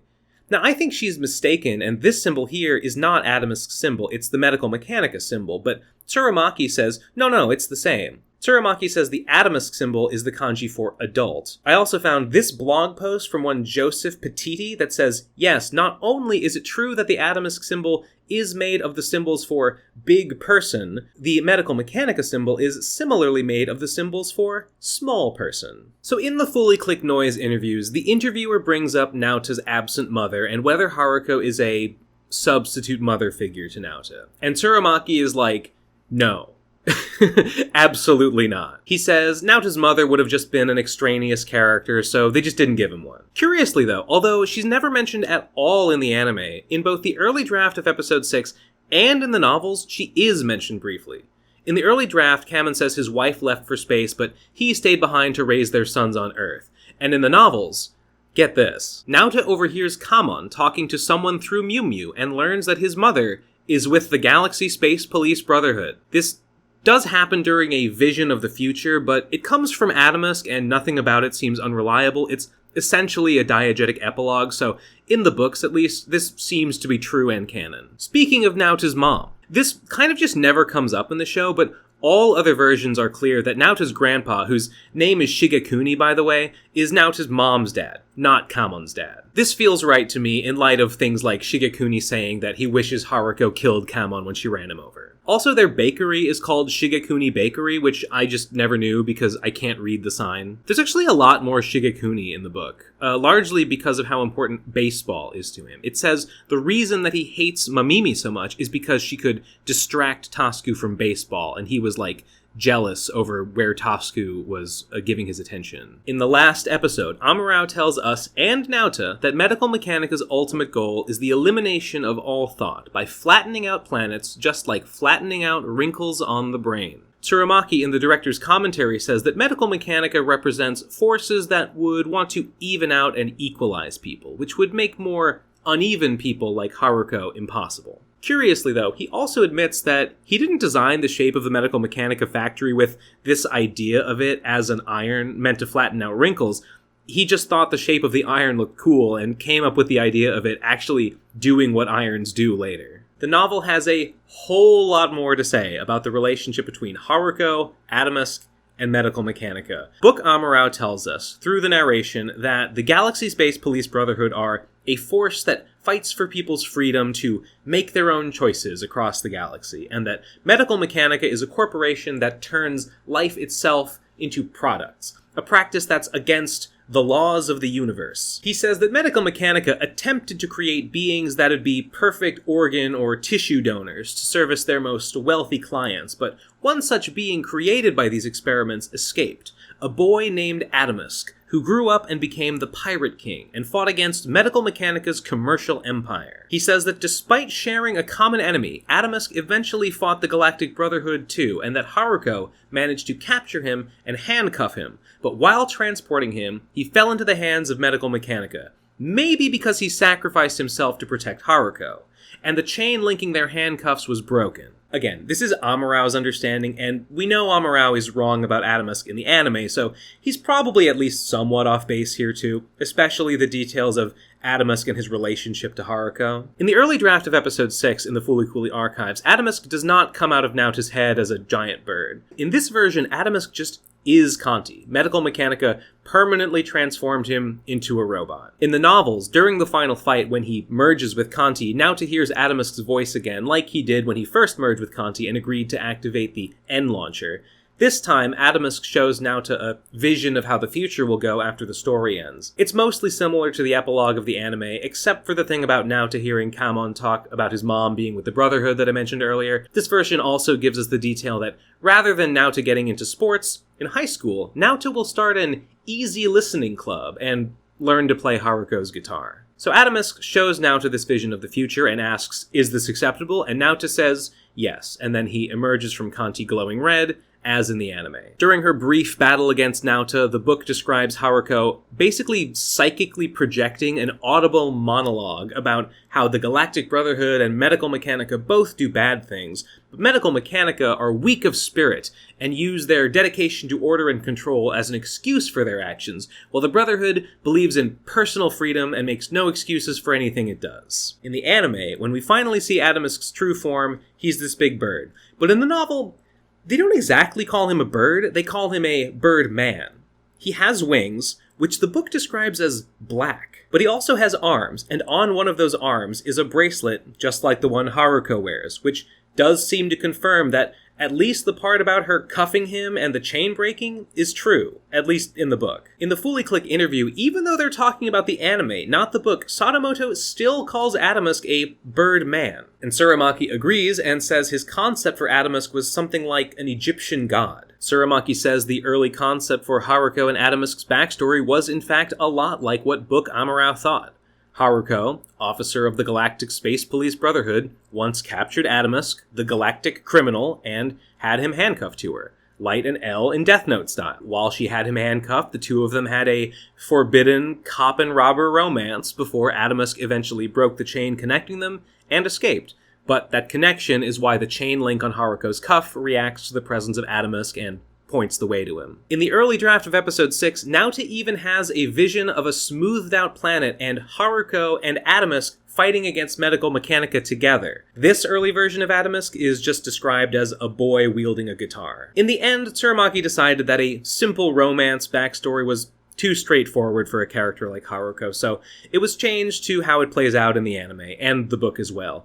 Haruko isn't actually in love with Adamusk, she just wants to eat him and gain his power. Speaking of which, Tsurumaki says in the Fully Click Noise interview that she wasn't being metaphorical, and that she would actually literally eat him. Sadamoto asks how she would do that, given the size difference, and Tsurumaki says that maybe she would, suck him dry of his life essence or, transform him into some kind of edible ectoplasm. So in the early draft of episode 6, since there's no giant bird, Naota and Haruko just wield guitars and defeat the Terminal Core, and that's the final battle. In this version, instead of telling her he loves her in the middle of a battle, he tells her that night in their bunk beds, and then she tells him he's still just a kid, and then her and Kanti vanish the next day and are never seen again. In this version, instead of leaving her guitar behind, she leaves the bracelet, which Naota carries around in his pocket and which always points up towards the sky. The Fooly Cooly archive also includes some, random pre-production notes from Tsurumaki on ideas that might at one point have gone somewhere or been used somewhere in Fooly Cooly but just never made it in. Some of these include a robots' rights activist group that shows up to try and liberate Kanti, another member of the Galactic Brotherhood showing up as Haruko's rival, an upperclassman with a crush on Mamimi who Mamimi tells, "Oh no, Naota's my boyfriend," to make him go away, Grandpa Shigekuni going senile and swinging a katana around before dispensing some ancient wisdom, Haruko running over Mamimi's bullies by accident, Naota thinking his dad has been replaced with a robot, so he hits him with a bat, only to find out that actually it was his real dad. Mew Mew appearing in visions to give Naota life advice. Kanti working odd jobs to cover the cost of his fuel and batteries. Haruko receiving orders from the Brotherhood via pager. Kanti having a cockpit only big enough for a child, because only a child's unique capabilities can unlock his super form. Rather than a game about spreading fires, an online RPG called Evil Live that spreads a curse to its players. Naota and Mamimi witnessing a UFO crash at a summer festival. An alien girl with a robot mouse sidekick. Naota reading his teacher's fortunes, which causes a black mouse to come out of her head. A jar containing an aborted fetus found at a shrine in the woods. And rumors of a white cat in the woods that will tell you the truth if you find it, but also kill you.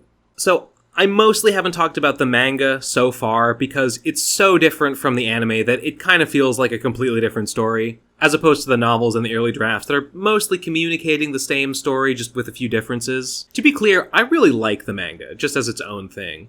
I think Hajime Ueda's art is perfect and inspired. And again, it is official Fooly Cooly media. Tsurumaki approved it as part of the larger media project of Fooly Cooly as an intellectual property while the anime was still in production. So, I'll give a broad overview of ways it diverges from the anime's story since I think it deserves to be mentioned. As I mentioned, the manga's version of Haruko's lunchtime or Itadaki Mammoth is "Here I Come and Get It." In the manga, Haruko smashing Naota with her guitar knocks him out and makes him grow the horn immediately, and Kanti and the Hand immediately come out and start fighting right away. And then, while him and his friends are just wandering around, Naota encounters the Hand later, also just wandering around, and Kanti defeats it later. Gaku and Masashi see Naota's second set of horns growing out of his head, and they draw doodles on it, little smiley faces, giving us this iconic panel. These horns end up getting transferred into the ground after Naota hits his head on the ground in another Vespa accident, and that's where the second robot emerges from, out of the ground. The second robot, actually all the Medical Mechanica robots, spend a lot more time just kind of like hanging around in the manga instead of getting defeated and destroyed immediately. Gaki, Masashi, and Naota are a lot nastier in the manga. They go hunting for porno mags in a burned out house, and Gaki just randomly yells at a little old lady for no reason. Gaku and Masashi also get bullied by some bigger kid who makes them pay him protection money or else he'll beat them up. In this version, Naota experiences controlling Kanti from the inside more directly. He contemplates the fact that he's much taller while he's in Kanti and so on. Also, instead of a light bulb screwing into his head, he controls it through a wired needle jammed into his eyeball. Actually, the entire plot of episode 4 and its baseball-related stuff doesn't really happen in the manga. Naota is seen practicing his batting a few times and is said to not be very good at it, though. Instead of being really into baseball, Manga Shigekuni frequently plays croquet with other old people, including this one tall, kind of menacing-looking guy. Shigekuni playing croquet comes up pretty often in the manga, and croquet is depicted as this vicious dog-eat-dog sport that gives Shigekuni the opportunity to relish the feeling of sadistically tormenting his opponents. Interestingly, croquet is also briefly mentioned in the novels, in a list of public works that Medical Mechanica has donated funds to. It includes like a hospital and a library and a croquet park. As I mentioned earlier, Manga Mamimi is the arsonist guilty of setting fires in Mabase, and she keeps doing it through the whole story. Miyajun is like a Shotokan or something in the manga. She says that boys become gross when they hit puberty, and that any boy who starts getting leg hair is banned from her class. And Haruko calls her a bitch. So real. She's so real for that. Like in the novel, Come On Mabase is reporting on the mayor's corruption, but in the manga, he's getting information directly from the mayor's secretary. Instead of bumping heads during a Vespa accident, Naota and Ninamori just bump their heads at Naota's locker randomly. And in the manga, the robot that comes out of Ninamori is this flying jellyfish thing, which Ninamori actually learns how to control, kind of like how Naota controls Kanti, and she just has it for a while. Amurao and Kitsurabami are barely in the manga at all, but Amurao does show up at the bakery, hoping Shigekuni will let him use Naota's head. Manga Amurao says that Eno is extremely rare, with only 1 in 115 billion people able to use it. And then we meet like 4 people that can use it. Manga Kamon, like other versions, talks about wanting to make Haruko his second wife, but in the manga this takes a turn when Naota gives him this silly little comedy bonk in response, which causes him to gush blood and scream and die. Yeah, Manga Naota actually kills Kamon for real, though it seems like it was an accident. Naota gets taken into police custody, and his bakery gets roped off as a crime scene, and Mamimi starts squatting in it, like living there. The giant trenchcoat robot, instead of coming from Naota's head, just comes out of the ground under Naota's house. The appearance of this thing is a total calamity for Mabase in the manga, and all the kids have to evacuate to an emergency shelter. They even find the body of that kid who was bullying them for protection money lying under some rubble with his head caved in by rocks. In this version, the giant is actually not a giant hand meant to grab the iron. It isn't even with Medical Mechanica. It's a Galactic Brotherhood superweapon that Haruko brought here to destroy Earth, but says Naota and some of his friends can escape with her. Shigekuni breaks Naota out of police custody with a bomb, and then him and his scary-looking croquet buddy say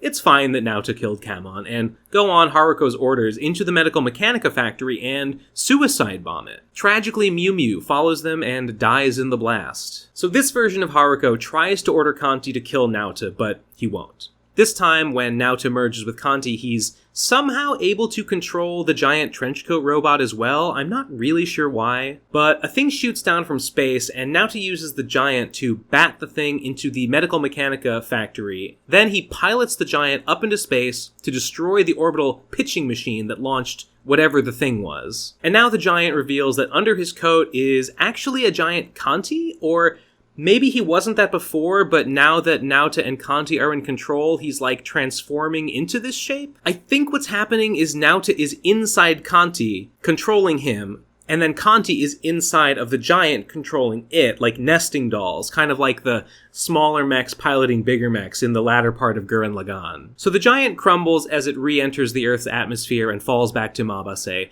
Mabase is largely in ruins. It looks like the IDF just got done with it. But I guess Naota kind of, sort of saved it. Then he gets kidnapped by this random security guard who I guess is a serial killer and is gonna just cut Naota up for no good reason until a gun comes out of Naota's head and brains the guy. So, earlier we saw Haruko put a gun to Mamimi's head like she was gonna blow Mamimi's brains out, but Mamimi's actually fine, and it turns out Haruko was actually using her head to escape Earth in pursuit of Adamus through Mamimi's NO channel. Yes, Mamimi has NO in the manga, even though nothing ever comes out of her head, and Amurao said it was 1 in 115 billion. So this gun coming out of Naota's head now belongs to, well, not to Haruko, but to this other Haruko. Well, okay, technically not Haruko, but Raharu. I think I glossed over the reveal in the anime that Haruhara Haruko's real name is Haruhara Haru, because it really isn't consequential at all and is mostly a joke. Probably neither is her actual name. But in the manga, this is Raharu, but don't get it twisted. It's not that the other one was Haruko and this one is Raharu. They're both Raharus. Haruko was a fake name. Nobody is actually named Haruko. But anyway, this new Raharu in the bunny suit is the other one's boss at the Brotherhood. This is Superior Raharu. And she says Inferior Raharu broke the Ero laws and is now on the run through space. And then she makes out with Naota and vanishes without explanation. This could just be the same Haruko pretending to be a different person. There's no way to know. But so-called Superior Raharu gives Naota a Vespa and says that he can fly into space, and the last scene of the manga is Naota struggling to drive the Vespa, seeming to injure himself, bleeding from his fingernails, and then this final shot of an old lady seeing smoke in the distance. This panel looked different in the original publication, and then it was redrawn in the omnibus version, with more detail, but it effectively shows the same thing. I think it's meant to be ambiguous. You could maybe read this as her seeing the dust cloud Naota leaves as he drives away, but personally, I think it looks like smoke from a crash that Naota probably died in. So that's a quick summary of the manga, and now you should understand why I said it's basically its own distinct story. Just for completion's sake, I did also listen to the audio dramas on, I think, the second OST, soundtrack. There are some bonus tracks that are audio dramas. These are not canon. These are just jokes.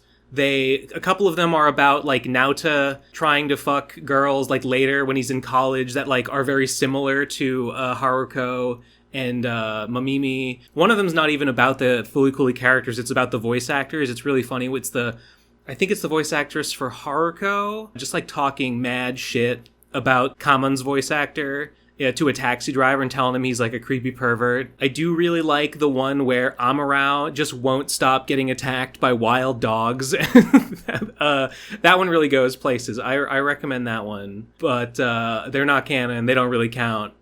But I did listen to them just so that I could tell you that with confidence. So after going through all of these secondary sources and hearing Tsurumaki and others talk about the process of creating the show and hearing how the ideas in the show changed from early concept to final draft and to finished product, what's really struck me is how much of an iterative and collaborative process creating Fooly Cooly really was. A lot of discussion I see around Fooly Cooly seems focused on how it's Tsurumaki's personal creative vision being realized, his treasure chest, to quote the director's commentary track, that he stuffed with everything he personally thought was cool. And it kind of is that. He did do that. But it's also stuffed with ideas and work from the rest of the staff at Gainax. Tsurumaki liked guitars, but he asked other staffers to tell him what guitars were the coolest. Tsurumaki says repeatedly that he let the people working under him realize their scenes according to their own tastes and styles, that unlike the strict environment of working on Eva,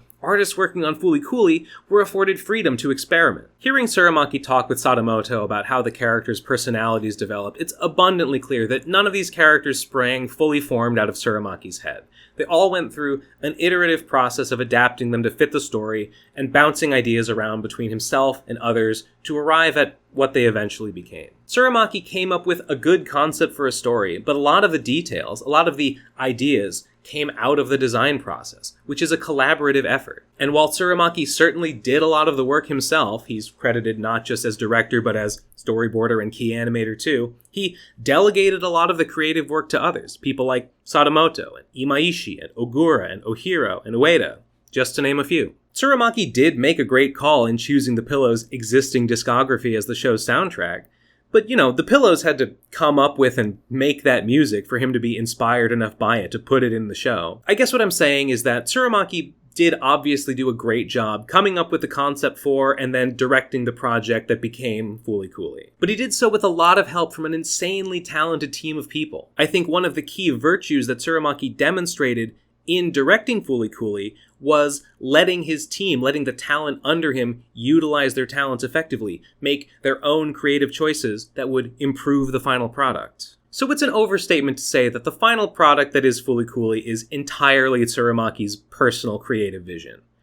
That's just not how it works. So that was all there was to say about Fooly Cooly, at least for a while. Tsurumaki and everyone else at Gainax moved on to other projects. But in 1996, Hideaki Anno would break with Gainax and go found his own new studio, Studio Kara, and take as many Gainax people with him as he could, including his protege, Tsurumaki. Studio Kara would then spend the next 16 years or so putting out the Evangelion rebuilds, as well as suing Gainax into the ground, mostly over Evangelion rights disputes. Gainax did continue without Anno and the Karites for a while. For example, in 2007, they had another big hit with Gurren Lagann, headed by Imaishi, who then proceeded to also split off from Gainax and take all his favorite remaining Gainax staff with him to go found his own studio, Studio Trigger. Gainax technically kept existing and putting out projects for a while, but eventually folded under brain drain and legal disputes from Kara, and eventually officially died in 2024. According to Anno, he attempted to purchase the rights to Fooly Cooly from Gainax for Studio Kara, but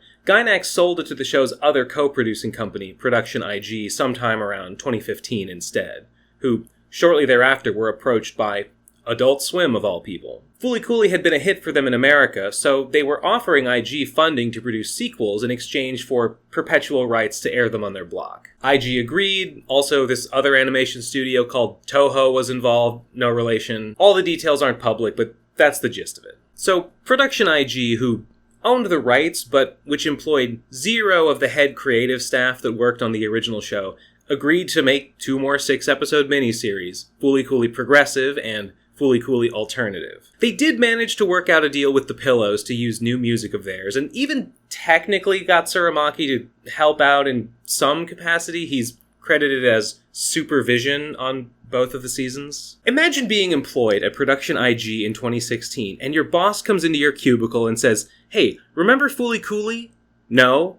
It was a hit overseas 15 years ago. Anyway, the Americans are paying us to make sequels to it, so figure something out. Here's the show on DVD for reference.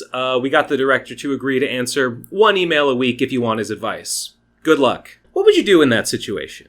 I'm sure that's the exact conversation that happened to Tatsuyuki Motohiro, chief director on both Progressive and Alternative. Now, unlike Tsurumaki, who was the original Fooly Cooly's director, but also storyboarder and key animator, Motohiro isn't credited with any roles other than chief director, so it seems like he largely delegated the creative work on the Fooly Cooly sequels to subordinates. So all those guys had to come up with an answer to the question, how do you make a sequel to Fooly Cooly? Well, they sure did come up with some things. Fooly Cooly Progressive and Fooly Cooly Alternative were produced at the same time and both released in 2018. First Progressive in June, then Alternative in September. Let's go in chronological order. Here's a rough summary of the plot of Fooly Cooly Progressive without questions, commentary, or asides. Progressive opens on a dream sequence of what looks like a post-apocalyptic wasteland featuring distant medical mechanica factories. Our new protagonist, Hidomi, trudges along while her body is rotting and falling apart, and she's also got this red horn. This giant thing that looks like Adamusk's dead body opens its eye, and her horn sprouts into this robot. It doesn't emerge from her head, she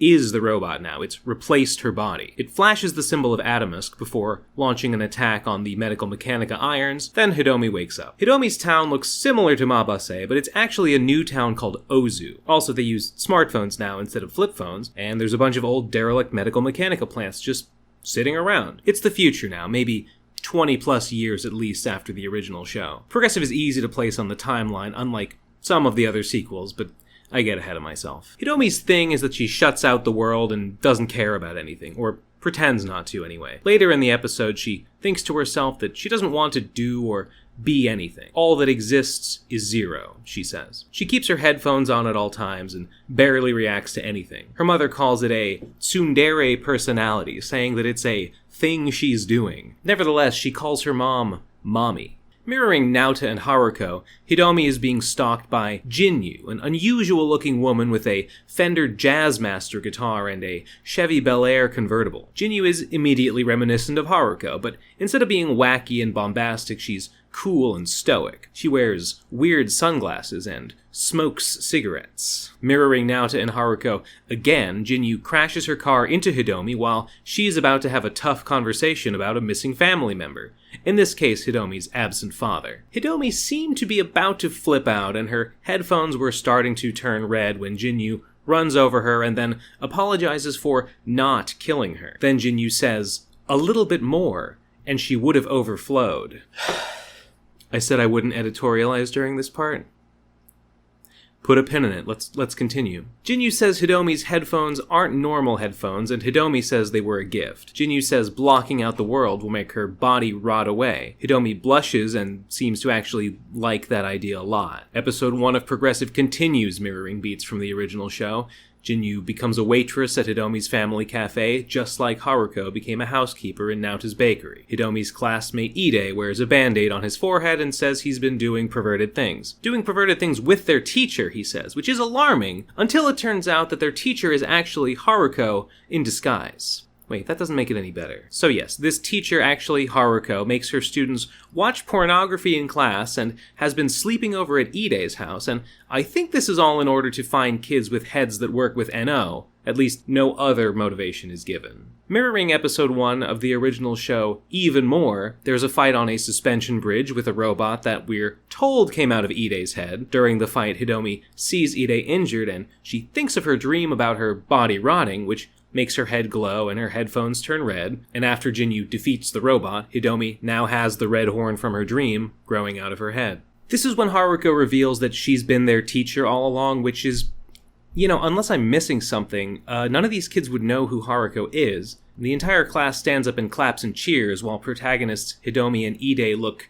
concerned, which, again, they've never seen her before and shouldn't recognize her face, but maybe they're reacting to their classmates acting weird. They do seem to be under some kind of Haruko hypnosis. Episode 2 opens on another Hidomi dream, another post-apocalypse with her classmates as zombies. Hidomi's narration is all giddy and bubbly, in contrast to how we've seen her act in real life, and she says the zombies are cute. Zombie Hidomi gets ripped apart by the other zombies and wakes up flushed, maybe aroused. Hidomi's holding the horn in with the classic Band-Aid look. Jinyu warns Hidomi to beware the woman on the Vespa, difficult when Haruko is your teacher. The rest of the class is still under some kind of spell that makes them think Haruko is the greatest teacher ever. Haruko gets Hidomi to go over to Ide's house after school, and she discovers that he lives in this shanty town and has to do grueling manual labor every day to survive. Hidomi watches some ruffians beat and rob him and seems to get off on watching this, as it reminds her of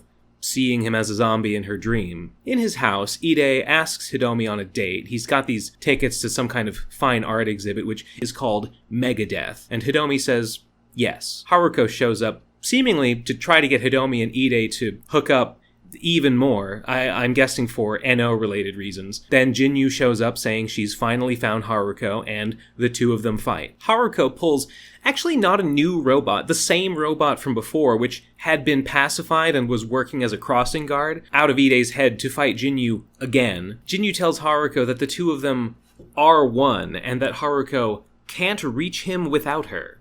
They don't say it yet, but by he, she means Adamus. Jinyu tells Hidomi that she could die if she gets involved with Haruko, but Hidomi loves death, and loves seeing Ide be battered and yanked around on a leash by Haruko here, so much that her head glows again and her horn reemerges, and Jinyu is shocked that she overcame her, quote, enzyme inhibitor, whatever that is. Hidomi transforms into this weird little doll robot, which attacks Haruko, but accidentally punches itself in the face and reverts back to regular Hidomi. Jinyu puts Hidomi and Haruko on some kind of life support, and Haruko says Hidomi is hers. Jinyu's comment about her and Haruko being, quote, one, is explained in the ending credits video of each episode. It shows, somewhere on some other planet in space, Haruko reaching out to Adamusk and absorbing him, causing an explosion seen by two people sitting on what looks like floating pieces of space debris, probably an older Naota and Mamimi. Then we see Haruko in space glowing red like Naota when he channeled Adamusk. Haruko then splits in two. One half is herself and the other is Jinyu, both glowing red. Then a shot of Haruko and Jinyu driving in front of sketches of characters from original Fooly Cooly, Progressive, and curiously alternative, which wasn't even out yet. The final shot we see is a mass of red energy, Adamusk, erupting out of Jinyu and flying off into space. Since this is the end credits, you might assume, as I did, that this is some kind of abstract metaphorical imagery. It's not. This happened sometime between Fooly Cooly original and Progressive, and it's all we get in terms of Jinyu's backstory. In episode 3, Haruko and Jinyu seem to have reached some sort of truce, and for some reason all of the main-ish characters are hanging out at the beach. Yep, just a good old-fashioned day at the beach with our teacher and our friend's crush's mom's maid. Oh, yeah, this is Goro and Marco. They're Ide's friends. Goro introduces the others to his supposed girlfriend, Aiko, who he's actually just paying to pretend to date him. Aiko has this potted plant that she gives to Goro so she can say he paid for it and not for a rent-a-date service. Aiko lives with her dad, who is actually Commander Amarao's son and is doing some kind of Immigration Bureau-related research into NO technology, along with this strange old guy who asks everybody if they want to be a, quote, pro or a, quote, champ. Meanwhile, on the beach, Haruko buries Jinyu in cement and kidnaps Hidomi to a nearby dilapidated medical mechanica plant where she straps her to an operating table and starts taking her clothes off, trying to get her to, quote, overflow. Yes, she uses that word again. There's still a pin in it. Ide finds her like this, and the sheer lewdness of it makes a new robot come out of his head. Hidomi overflows, I guess that's what we're calling it now, and what comes out of her this time is a big mass of black wires in the shape of a brain that starts sucking everything into it, including Hidomi and also this derelict medical mechanica factory. Ide takes Jinyu's Jazzmaster and busts the unconscious Hidomi out of this thing, and Haruko tells Ide to take off Hidomi's headphones, but they turn red again and drill into her skull, becoming stuck on, apparently permanently. The giant brain crumbles, and Jinyu says that the emergency system has been activated, and that they'll now need to work together to bust on in to Medical Mechanica to retrieve their target,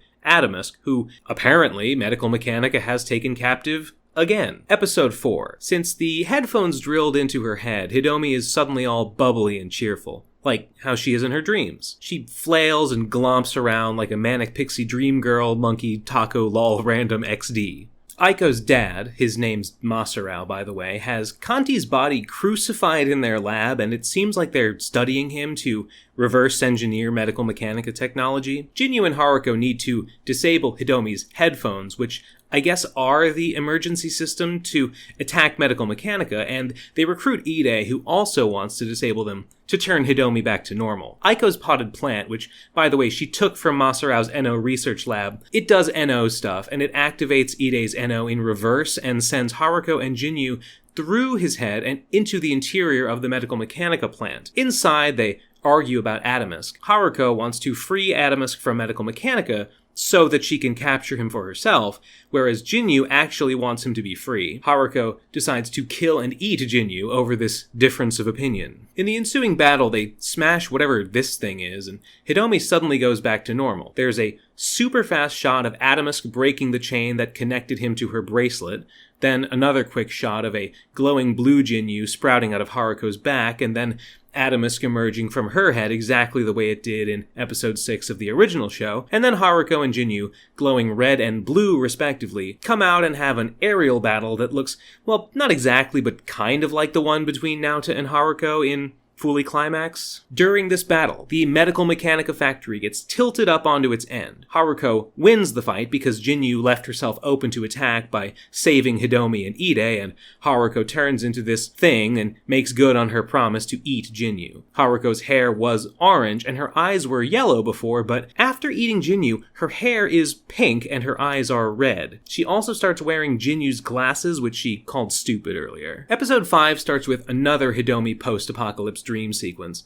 It looks good for sure, but that's all there really is to say about it. Then the rest of the episode also has a different art style than the rest of the show. I don't know why. I mean, it looks good. I don't mind. Haruko is now apparently pregnant after eating Jinyu, and her Adamusk bracelet is clinking. She tells the class that this is her last day as a teacher because she's getting married, and shows these crayon scribbles of her and Adamusk, who she calls her hubby. She says she met her husband at the amusement park and sends the kids there to find love. Later, there's a series of goofy scenes of adolescent romance blossoming at the park. This starts to activate NO levels in all the kids, and this old guy who runs the amusement park uses some machinery to siphon off their NO power to transform the park's castle into a giant robot and attack the medical mechanica factory. It actually does do a little bit of damage, but not enough. Hidomi doesn't want to go to the amusement park, and Ide challenges Haruko to a fight using Jinyu's Jazz Master, but he's way out of his league. Haruko says he has to learn to fight with his own bat and corrects his batting posture. Put a pin in it.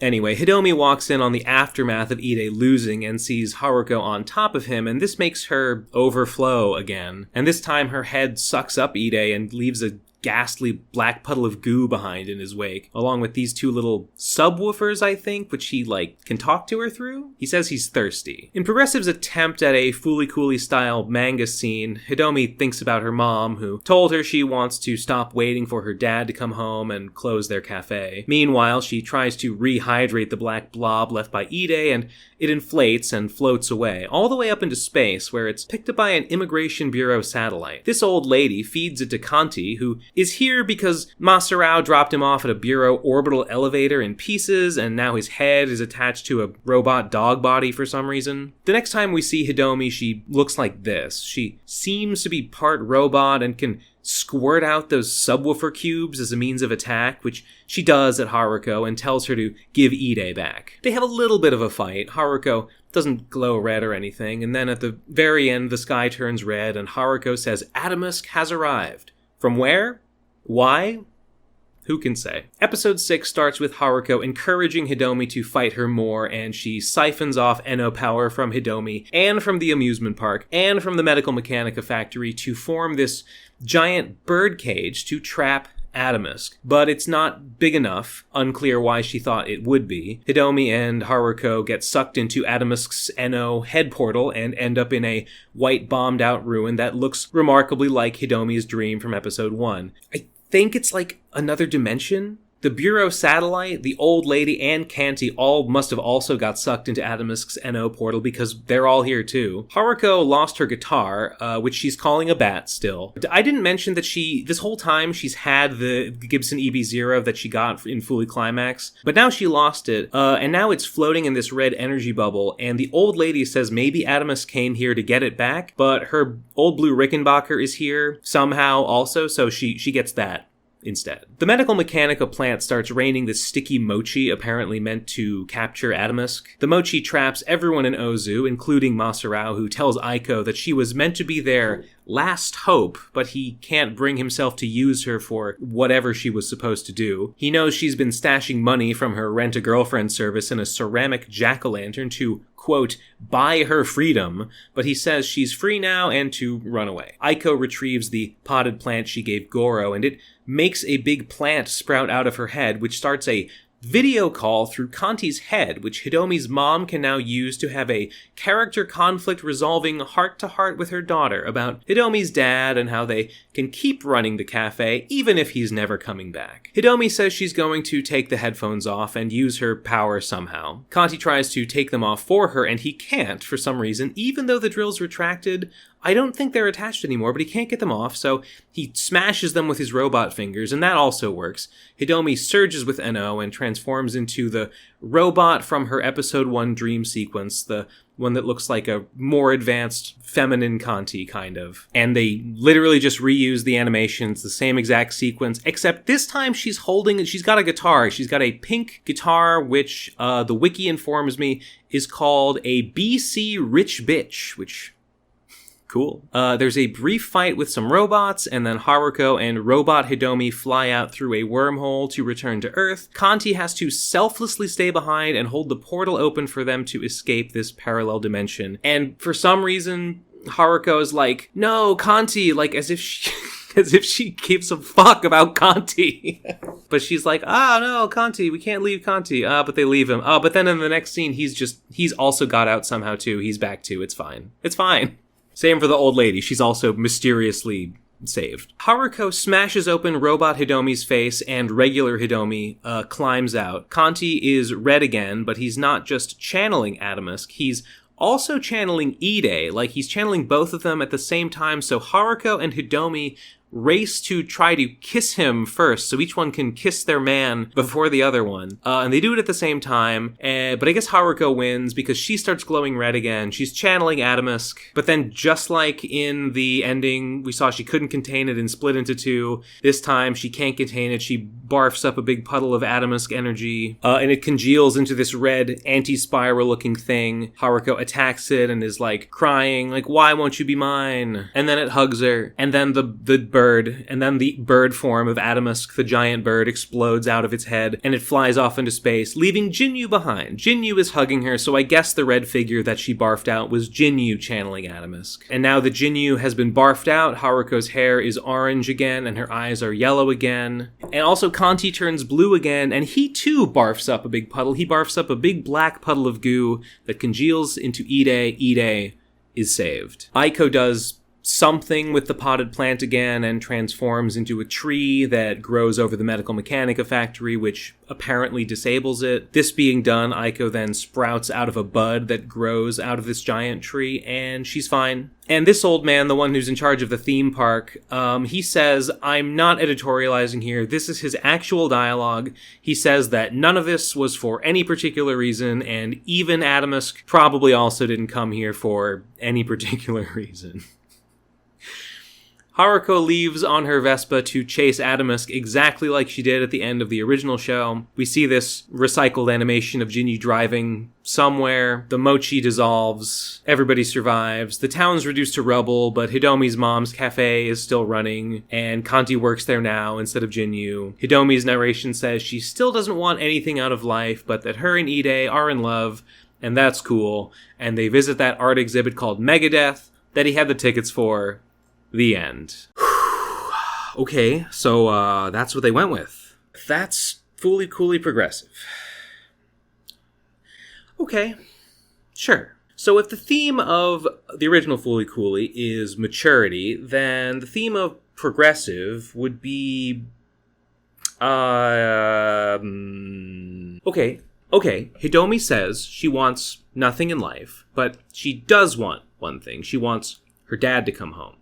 But she can't make that happen, so rather than face that, she says, well, no, actually, I want nothing. So she puts on this flat tsundere personality, as her mom calls it, puts on her headphones and shuts out the world, even though we see in her dreams that she actually does have a lot of feelings and passion deep down in her somewhere, which comes out in the open when the headphones lobotomize her or whatever. Hidomi's big character resolution moment comes when she accepts that she can still keep living even if she doesn't have the thing she really wants, even if her dad never comes back. So, emotional honesty. Being honest with yourself about your own feelings. Accepting pain and loss so that you can move on rather than pretending not to care to avoid pain.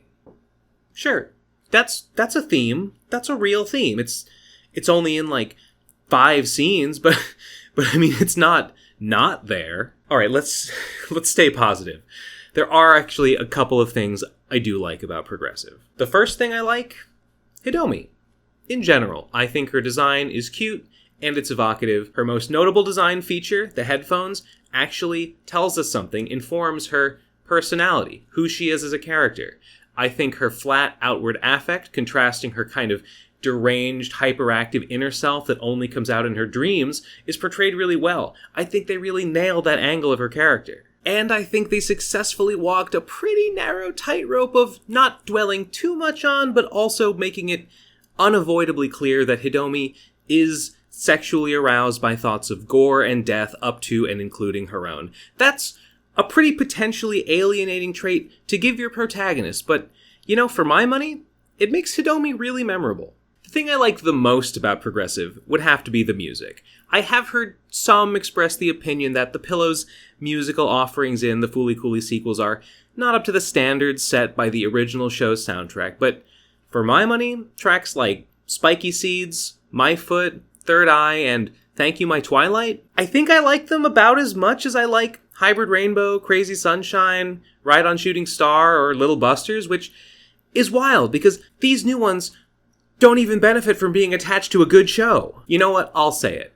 If you think the new tracks suck, I suspect you're just being a hater because you don't like Progressive. And frankly, there's enough to hate about Progressive. Why hate needlessly when they've given us so many other legitimate reasons? I liked the idea of Jinyu, or I liked what I thought she was going to be, like before I actually knew anything about her. Bringing in another Galactic Brotherhood space investigator as Haruko's rival, I mean, that's a good idea. That's something I had kind of hoped they would do in the sequels.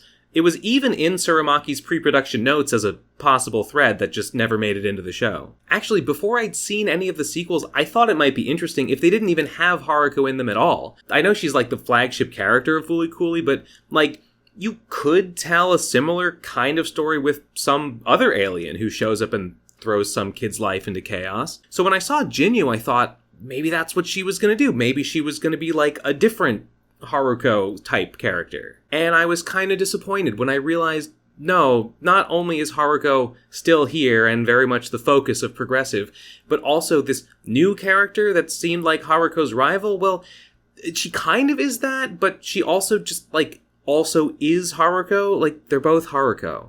Why? I don't think the events of Progressive would change much if Jinyu was her own full character and not just Haruko too. The best way that I can think of to make sense of Jinyu, why she's portrayed this way, is if I assume that Haruko in the original series was actually emotionally conflicted. She wanted to eat Adamusk, but there was also some truth to what Amuro said after all. Part of her did also love him, and when she eventually ate Adamusk, these two incompatible desires split her into two people. And I don't really like this reading. I thought it was a compelling twist in the original that Amuro and Naota mistake for love what is actually hunger for power. And Tsurumaki's comments and interviews suggest to me that this was a deliberate subversion of expectations, which is weakened a lot if you read Amuro as being kind of correct, actually. I mean, I believe in Death of the Author. I can't say they were objectively wrong to read this internal conflict into Haruko's character, but it feels wrong to me. I think it makes her worse. Even if this was their intent making Progressive, it kind of falls apart anyway, because in episode 6, even when Haruko and Jinyu are split, Haruko is crying about how much she loves Adamus, which doesn't make any sense if that's supposed to be what Jinyu is. But if I take this interpretation and run with it, if I just assume that it's true, I would put forward that maybe Adamusk, once absorbed by Haruko, saw that there was part of her that did love him, and so used his power to deliberately split that part of Haruko off into Jinyu, whose empathy he could exploit and use to escape. That's just my theory. They don't say that or give any explanation about why absorbing Adamusk split Haruko into two. It just did. Speaking of Adamusk, I have thought way too much about this, and I have concluded that there is no reasonable explanation why Haruko and Jinyu glow during their battle in episode 4. Glowing like this means channeling the power of Adamusk. That's what it meant in the original show's climax. Haruko and Jinyu at this point in the story are trying to get to Adamusk. Jinyu says he's their target. Haruko spends the rest of Progressive trying to capture him, meaning, they don't have him captured. They shouldn't have access to his power. If they can use his power, what does Haruko even want him for? Maybe you could defend this by saying a little bit of Adamusk power rubbed off on them before he escaped, and they're using that. I don't know. Or maybe smashing this brain thing freed him just for a second, and they got a little bit of his power blast just, for a minute. I guess anything's possible. But I will admit, though, I do really like Haruko's outfit in this scene. The ends of her scarf flying up and out like that to evoke Adamusk's wings, it's a clever visual detail. I just wish it made more narrative sense. And that stands in contrast to the rest of Progressive, in which Haruko mostly looks really bad. I think it would be unfair to expect Progressive to look as good as the original Fooly Cooly, you know, that visual masterpiece crafted by a team of some of the greatest luminaries in the history of anime. And indeed, it doesn't look that good. I admit I did at some point start calling Progressive Fooly Cooly The Return of Jafar. It's not like a terrible looking show. It does have moments when it looks good, but there are plenty of stiff and awkward shots, and it overall plays it pretty safe with its visual style in contrast to the original. But specifically, there's just something about Haruko in Progressive that just looks really wrong. She's really often shown in like a middle distance shot at this neutral 3/4 angle, and she just doesn't like emote or move very much. She really suffers from the stiff animation even more than the other characters because her movements just aren't as dynamic as they used to be in the classic show. Overall, she just tends to look like she's being drawn by assembly line workers focused on keeping an anime character on model, instead of, you know, by animators engaged in the expressive art of cartooning. So Haruko in the original, in the classic show, had yellow eyes and usually pink hair, but there are some scenes where her hair is colored more orangey. It was kind of inconsistent scene to scene. In Progressive, Jinyu has red eyes, and in Progressive, Haruko, when she's separate from Jinyu, has orange hair and yellow eyes, and when she and Jinyu are combined after she eats her, Haruko has pink hair and red eyes. That is to say, neither combination matches what most would consider Haruko's, you know, normal default color scheme of pink hair and yellow eyes. I have seen some commenters speculate that maybe the Haruko in Progressive is like from an alternate timeline or some sort of like imposter. I don't think there's any textual evidence for anything like that, and I hate to say it, I really looked hard for an answer of like what's going on here. I really do think Haruko's changing colors ultimately don't really mean anything. It's time to pull out the pin I stuck before in the word overflow. In the original show, the only character who uses this term is Mamimi, and she says it twice in episode 1, once to say what she thinks will happen if she doesn't neck with Naota, and once to describe what's happening when she's freaking out about learning that Tasuku has a new girlfriend. So, by overflow, Mamimi means something like being overcome with emotion or flipping out. The second time she says it coincides with Naota's NO activating, and in the novels, she actually does use it again when the giant trenchcoat robot is coming out of Naota. She says that it's overflowing from Takun to describe it like literally gushing out of his head. So it's a particular Mamimi-ism, meaning overwhelming emotion, but an association is kind of made between it and NO activation, which is also linked to overwhelming emotion. In Progressive, for some reason, everyone uses the term. Haruko, Jinyu, and Hidomi all use it to mean that Hidomi's NO is activating. Haruko also uses it when she's talking to Adamus to mean she's overcome with emotion. So this particular idiosyncrasy of Mamimi has become a term that everyone uses as if it, like, has a technical definition, like, oh no, Hidomi is 86.2% of the way to an overflow event. We gotta give her an ice bath and get that number down. I can't help but feel like this term's use gets expanded in Progressive just because it happened to be said in an iconic scene of the original show, and Progressive wants to wallow in as much of the iconography of old Fooly Cooly as it can. Case in point, pin number 2, the bat. Original Fooly Cooly was chock-a-block with baseball because baseball mattered to Naota. Haruko swinging her guitar is compared to Tasuku swinging his bat because that's an important symbol of maturity in the mind of Naota. That symbol is literalized in episode 4 with Naota and his bat. It's a metaphor, understand? When she isn't being metaphorical, Haruko doesn't call it a bat. She calls it a guitar. So when Ide is attacking her with Jinyu's Jazzmaster, why does Haruko call it a bat? If she's being metaphorical, what's the metaphor? They're not on a baseball diamond.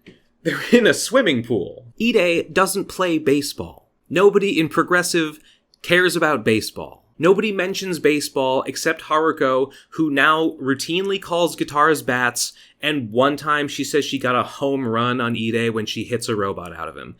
Again, it's just Progressive borrowing a thing from the original show without understanding what purpose that thing served. Progressive wants to drape itself in as much fooly-cooly imagery as it can to make you confuse it with the real thing. Like Buffalo Bill trying to wear its skin. For the ultimate example of, it's here because it was in the original, look no further than Adamusk. He's a dead body in Hidomi's dream, but he opens his eye and looks at her.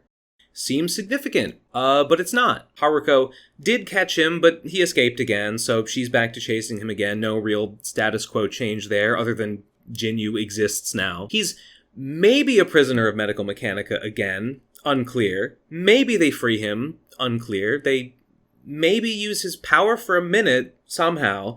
Haruko seems to have forgotten that he's big. Why did she think he would fit in this birdcage? Maybe the intent was that, he's even bigger now than he was the first time? I mean, it doesn't look like it. He just looked equally big both times. He shows up at the end, and the old lady says that maybe he came to get his guitar back, but the old man at the amusement park says maybe he just came for no reason at all. Well, if you ask me, he's here for a reason, and that reason is because he's just supposed to be in Fooly Cooly. Fooly Cooly ended with a big red bird, so if Progressive wants to be a real Fooly Cooly, it's gotta end with a big red bird. 'Cause that's, what makes it Fooly Cooly, right? So yeah, you could say I didn't end up being the biggest fan of Fooly Cooly Progressive. I went into it with an open mind, but I'm sorry to say, now that I've watched it multiple times, the more I think about Progressive, the less I like it. Fortunately, maybe, that's not the only Fooly Cooly sequel they were cooking up at the time. Fooly Cooly Alternative was produced at the same time by a mostly different team, so let's look at what those guys came up with, shall we?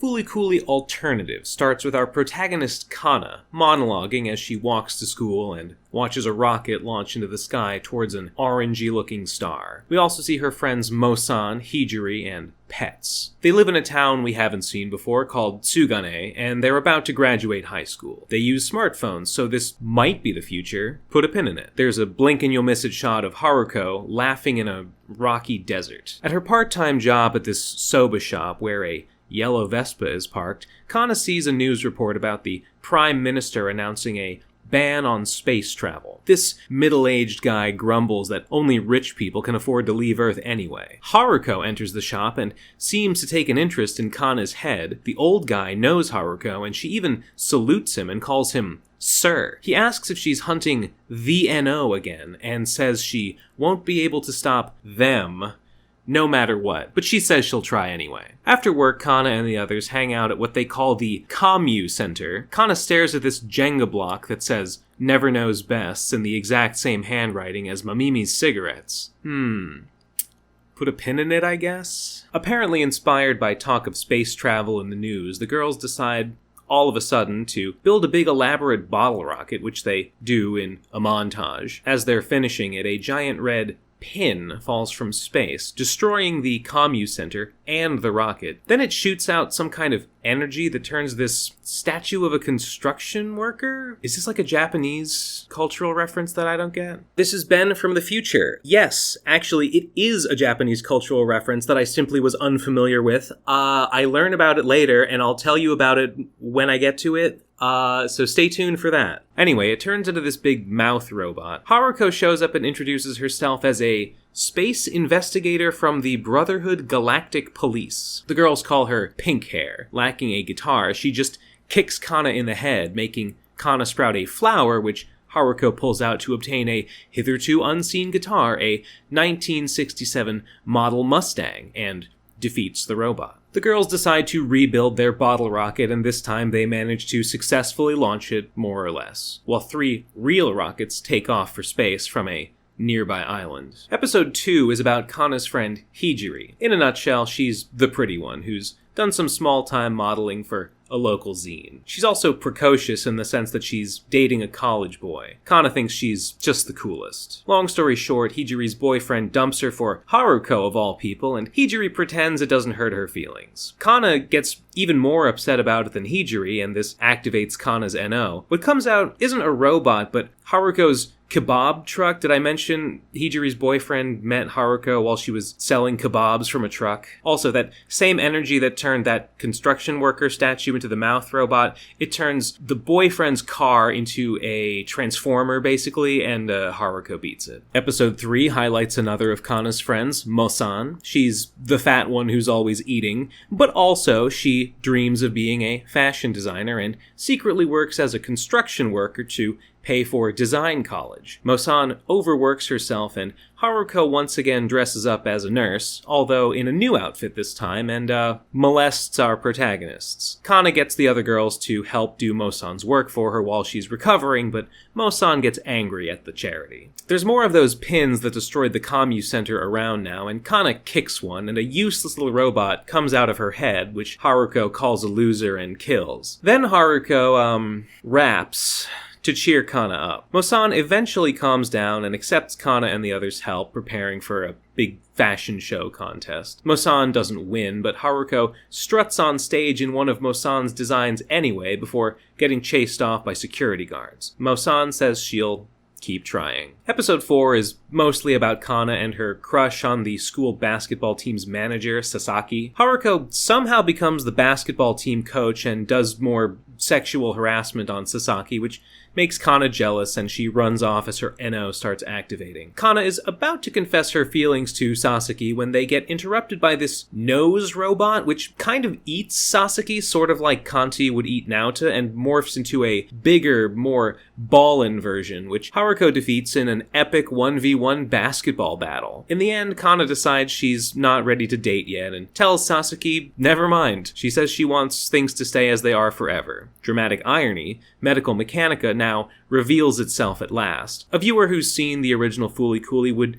probably have guessed by now that Medical Mechanica are the ones behind the giant pins, and also this giant quote-unquote shopping mall is heavily foreshadowed to be a Medical Mechanica factory just in disguise. I've glossed over it, but we've been seeing more and more announcements from the Prime Minister throughout the show so far, which all basically say, 1, space travel is banned, and 2, no, the government isn't planning to covertly flee to Mars and leave everyone else behind. That's ridiculous. This guy, whose name is Kanda, by the way, always grumbles about what a liar she is. In this episode, the Prime Minister actually shows up to the soba shop to talk to Kanda in person about the plans. Also, we get a flashback to when this guy was younger and tried to fuck Haruko, but she emasculated him by pulling an unimpressively small thing out of his head. How familiar. Episode 5 starts with a flashback to when Kana was a kid and they made friends with pets. Hey, it's that yellow Vespa. It belongs to Kana's boss at the soba shop, by the way. In the present, heat waves are happening everywhere since Medical Mechanica factories revealed themselves all over the world. While the girls are swimming to cool off, Pets disappears mysteriously, and some other kid says she must have gone to board a rocket to Mars since her family are high-ranking government officials, something Kana somehow didn't know, even though everyone else does. Pets is actually at the ruins of the commu center where a piece of the mouth monster from episode 1 reactivates and grows into a giant hand. Pets gets caught in its wires and it heads toward the iron, and Kanda calls it the terminal core. Haruko shows up to fight it. Kanda orders troops to attack it while wishing he had something called the Master Cannon to destroy it with. And Kana tries to free Pets and asks if she was really leaving for Mars. Pets tells Kana she secretly resents Kana. She thinks Kana's annoying and that her kindness and empathy are just an act. Pets also had a crush on Sasaki, but never said anything for Kana's sake, only for Kana to change her mind and not even date him anyway. She says she regrets ever being Kana's friend, and Kana suddenly loses her grip and falls. Pets tries to catch Kana, but Kana's NO activates again, this time sucking in the terminal core, much like Adamus sucked in the giant hand in Fooly Climax. Kana has another flashback to meeting Pets as a kid, and then wakes up on a beach with Mo-san, Hijiri, and Pets. Pets apologizes for all the mean things she said, and says she'll stay on Earth and be friends with Kana forever, but it's just a dream. The real Pets is looking disdainfully down at the unconscious Kana. She takes Kana's hairpin and then trades it for hers and leaves with Kana's and walks away. Haruko asks if she really wants to go, and Pets ignores her. Episode 6 starts with Haruko trying and failing to drill into the Medical Mechanica factory. She fights off this robot that looks kind of like a black Kanti, but it destroys her drill before it dies. Despite Kana NOing away the terminal core, a big hand comes down from space and prepares to start ironing. The Prime Minister and other high-status individuals, including Pets' family, are preparing to take the last rockets and flee to Mars. Kanda orders cold soba today, but Kana, wearing a band-aid after the whole terminal core thing and sad about Pets leaving, serves him his usual hot soba order because she wants everything to stay the same. That night, Kanda is depressed that the world's about to end, but Haruko says she has a plan. Kana, Mosan, and Hijiri go to the beach to watch Pets' rocket to Mars launch. I didn't mention it, but Pets occasionally traded stuff with the other girls. She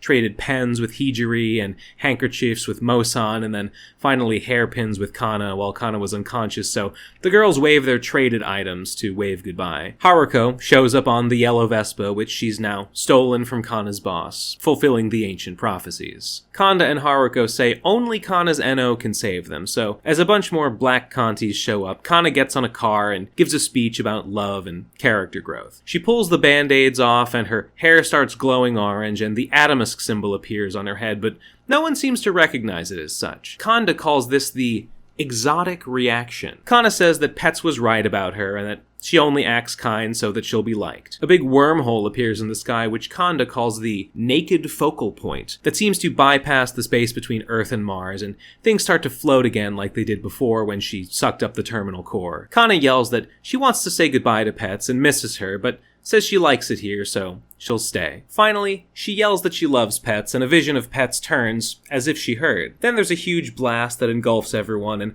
Haruko is blown up into the naked focal point toward Mars. The wormhole closes, and Haruko flies screaming through this warp tunnel.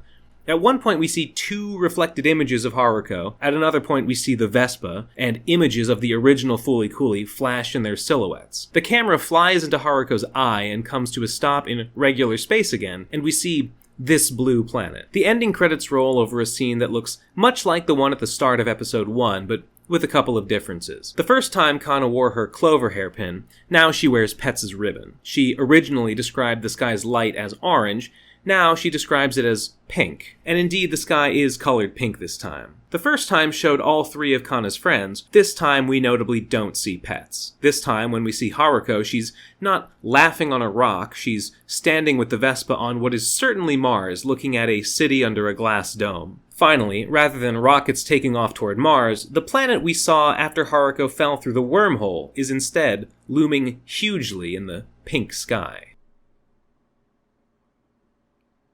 Okay. Alright. Sure. Let's talk about themes. Fooly Cooly Alternative does have, I would say, one major theme. Like the original Fooly Cooly, it is about maturity and growing up, but where now to chase an ideal of adulthood, Kana resists it. She is on the cusp of being an adult, at least in the view of society, but as she says many times, she wants everything to stay the same forever.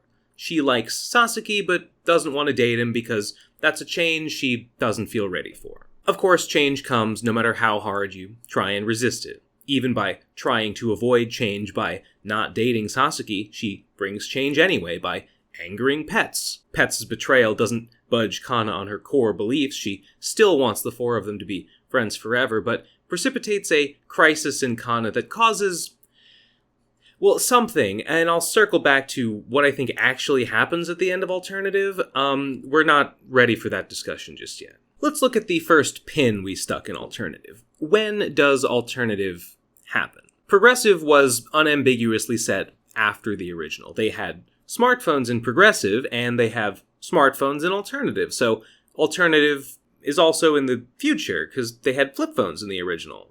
Also, rockets to Mars. No one was taking rockets to Mars in Fooly Cooly Classic. That's like a future thing, so Alternative is in the future. Except there's this tweet from Jason DeMarco, former creative director at Adult Swim, and from what I can tell, he's like the guy who made the Fooly Cooly sequel deal happen, so he probably knows something. And in October of 2018, he tweeted that Alternative was, quote, designed to be a prequel to the original. Come to think of it, Alternative does kind of have an origin story for Haruko's Vespa.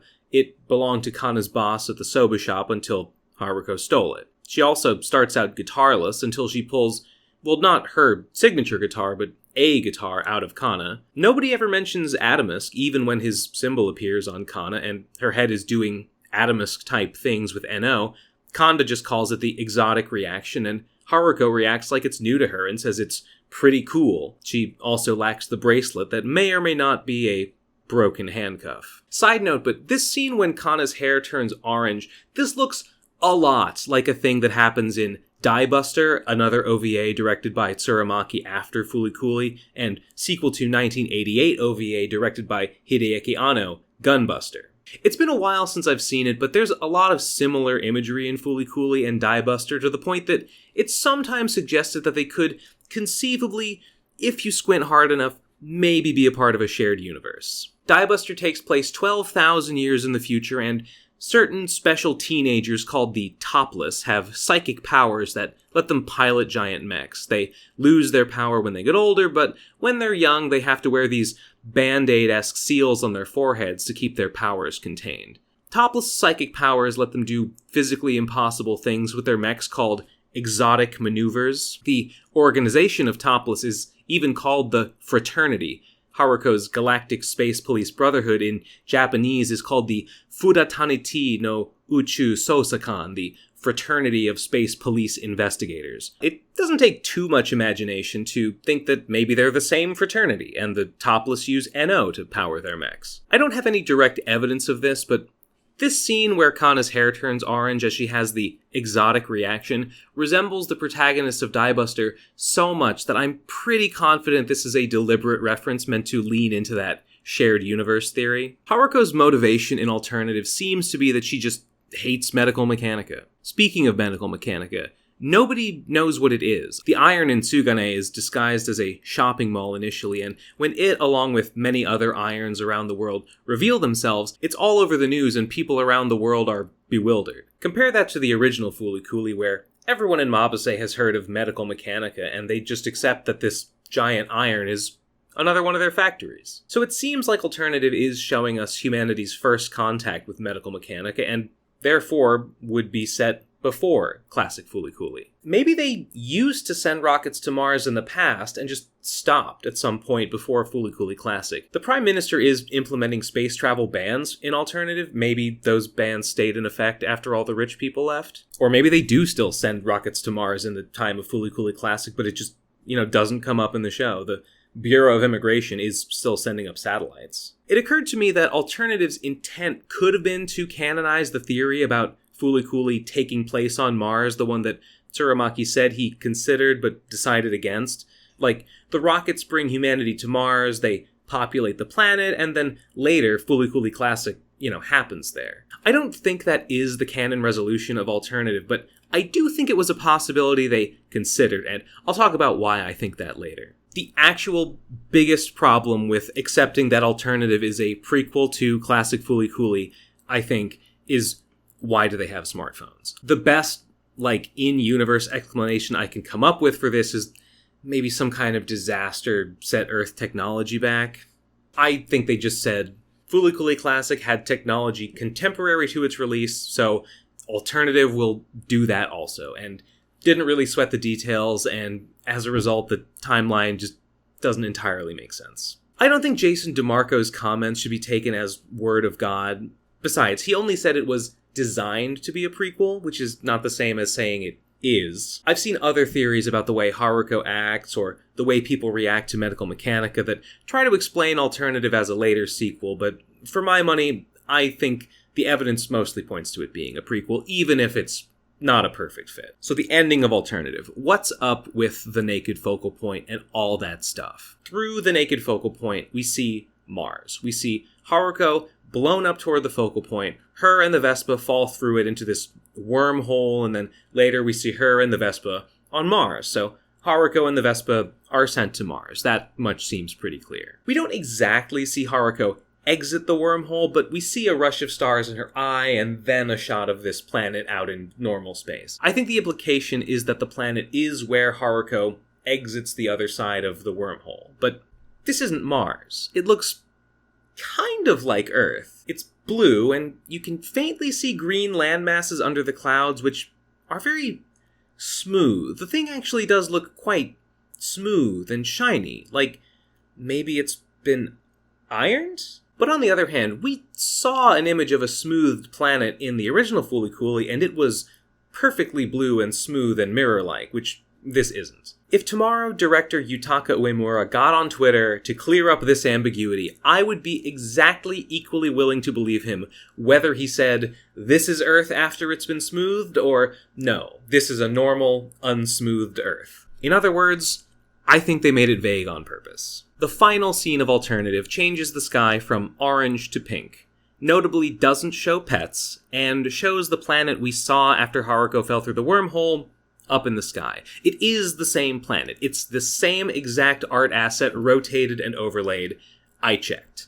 So, if that planet up there is Earth, then where's Kana? If she's not on Earth, is she on Mars? Maybe the blast somehow transported all of Tsugane to Mars. Maybe that's why the sky is a different color. Well, I don't think so. The bubble city Haruko is looking at on Mars doesn't look like Tsugane, and Kana can't see any red rocky mountains on the horizon, so that doesn't match. Also, Pets went to Mars, so if Kana went to Mars, then Pets would be here. She'd be with Pets, but Pets is conspicuously not here. Also, Kana said that she was going to stay here, so it'd be weird to follow that up by leaving for Mars. Also, the big planet in the sky being Earth doesn't actually make sense if this is Mars, because Earth and Mars aren't that close. I mean, maybe the naked focal point moved them closer together? It's possible. If this were the last Fooly Cooly ever made, that might be my conclusion, despite the inconsistencies, that Kana went to Mars, and Mars and Earth are just closer together now. But since I know what happens in later shows, Fooly Cooly Shoegaze specifically, I know that that isn't the canon explanation. The canon explanation is that Kana is still on Earth, and also the planet in the sky is also Earth. There are two Earths. Kana moved from one Earth, let's call it Orange Earth, to another, let's call it Pink Earth, because the timeline has actually split, and there's an Earth in each timeline and a Mars in each timeline, so Kana is on Pink Earth, and Pets is on Orange Mars. Haruko also ends up on Orange Mars. That's the version of Mars the focal point opened to. So if Alternative is a prequel, then Kana and whoever else wound up in the Pink timeline will be doing their own thing, as the events of the original Fooly Cooly will eventually play out in the Orange timeline. In other words, you could say Kana has created an alternative timeline. Get it? The scenes of the original Fooly Cooly shown in Haruko's silhouette, if they mean anything, I guess mean that she's going to the timeline where all that stuff is going to happen. To be clear, even though this is the canon explanation, I don't think it actually fits perfectly, and I do not think you could logic your way into this conclusion just given what's in the text of Alternative. I can believe that this was the intent in the final cut of the show, but it is not unambiguous. For starters, if there's two timelines, then the second Earth should be in another timeline. It shouldn't be visible in the sky of the first Earth. To make the canon explanation actually make sense, we have to take this image of the other Earth in the sky as metaphorical. In other words, I'm sure Jason DeMarco is an upright citizen and an honorable gentleman, but I think he may have been talking just a little bit of shit when he said, it's all there, it just requires a little bit of puzzling through. Winking emoji. I think you could at best make a lucky guess that what we see is the timeline splitting, but you could never prove it. At least not until Shoegaze came out. So, the end of Alternative is a mess. I think it's vague on purpose to seem more complicated than it really is. They want you left wondering, is Kana on Mars? Did Earth get smoothed? Are there two Harukos? So they just don't tell you. The answers to those questions just aren't given. You have to wonder. So they got you. And yet, I still like it better than Progressive's ending. Like, at least Alternative has its own ending instead of kind of just having the original show's ending again, but worse. I actually much prefer Alternative to Progressive in a lot of ways. Progressive tried to be the original show, and the result is kind of embarrassing. Alternative is more willing to be its own thing, and, you know, while it's definitely also no Fooly Cooly classic, it's not trying as hard to be, which makes it less painful to watch. Yes, I really mean it. I think the less painful show of the two is the one where Haruko raps. Kana, Hijiri, Mosan, and Pets feel like real characters. I like them well enough. Haruko, well, it feels like they had the right idea of Haruko, they just weren't up to the task of realizing her as fully as Gainax did. You know, some of the greatest luminaries to ever work in anime. Like, no, she's not the same as classic Haruko. But like, I can't be mad about it. Alternative suffers less from not looking as good as the original Fooly Cooly because it's different enough in its tone that the fact that it looks more normal just doesn't feel like as much of a problem for it as it did for Progressive. As a final point of comparison, consider my second pin, the Jenga block that says never knows best. It is, admittedly, just here to be a reference to the classic show, for its own sake. There is no explanation given for why it's here or what it means. We don't learn that, like, Mamimi wrote this on a Jenga block and sent it back in time or anything. Never Knows Best was not like an important plot point in the original. It was just an aesthetic element. And that's what it is here too. It's not elevated to some new significance. Progressive didn't reference Never Knows Best, but if it did, I feel like the way it would do it would be to have Jinyu say like, Hidomi, the N-O.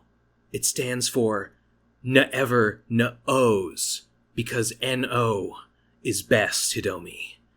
Don't forget. In conclusion, when Progressive does it, it's cringe. When Alternative does it, it's just a little guy, and it's his birthday, and stop bullying him. Actually, in conclusion, though, Alternative still isn't like a worthy sequel to Fooly Cooly or anything. Of course not. But I don't hate it. So Progressive and Alternative were contracted together and produced at the same time. So in a way, they form a set. Yet they have surprisingly little to do with each other, and share almost no main creative staff, other than their shared screenwriter Hideto Iwai, and shared chief director Katsuyuki Motohiro, who was not a hands-on director like Tsurumaki and didn't do any storyboarding or key animating on either show. The ending credits sequence of Progressive does show the cast of Alternative, and that's pretty much it for times one show references the other. Well, there's one thing, but I might be imagining it. Progressive shows Haruko with two forms, I guess you could say. Orange hair for when she's split with Jinyu, and pink hair when she's combined with Jinyu. Alternative splits the timeline in two, resulting in one Earth with an orange sky, and one with a pink sky. Orange and pink. That's not a coincidence, right? I find it hard to believe that both teams independently decided that an orange-pink dichotomy was important in a Fooly Cooly sequel, but I found no explanation for where this comes from in all my research. Haruko's hair color is inconsistent in the original show, so were there like fan theories around her hair color changing that have been lost to forum decay over decades? I don't know. I couldn't figure this one out. Leave a comment if you think you have the answer. There's no better time to get into it, and I had forgotten a bunch of details. I looked them up. I've refreshed myself.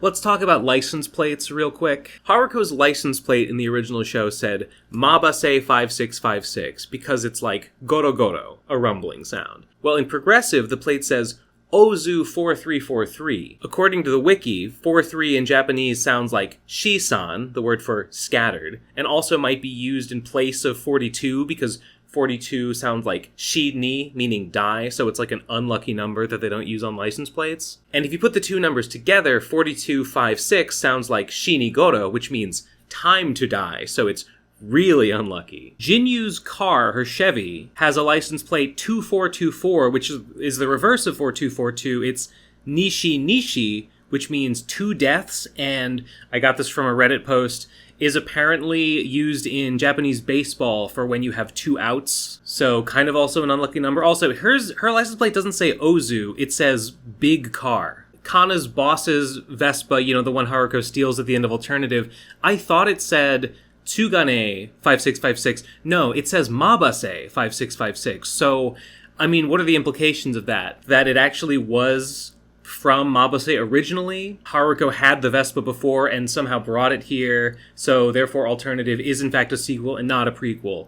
Or maybe it is a prequel, but this is some sort of like time shenanigans, time loop involved, and the Vespa is part of some like circular self-causing time cycle. Maybe this Vespa was in Mabase before, just by coincidence, and then it came here to Tsugane, where Haruko stole it, kind of like a predestination thing. Like it came from Mabase, and it was always destined to go back. To me, like, my mind immediately goes to, oh, we must have seen it first in the classic, because it had the Mabase plates, and now it's here, so it must have gotten here somehow from there. So this is later in the timeline, at least from the Vespa's point of view. That completely contradicts the prequel thing. But honestly, given how self-contradictory Alternative is about, like, the nature of its own place in the timeline, I feel like maybe that's intentional and they deliberately are self-contradictory in that way. Maybe their goal was to deliberately plant evidence for and against it being a prequel and a sequel, leave you to puzzle it out, and by puzzle it out, there's no actual solution. You just pick whichever evidence you like the best and pretend the other one doesn't exist because it doesn't make sense to consider all the evidence in its totality. I guess while I'm on the subject, Kamon drives a car whose license plate says Mabase 0304. In the early drafts and notes, Kamon is like a vintage car enthusiast. He drives a Citroen. Okay.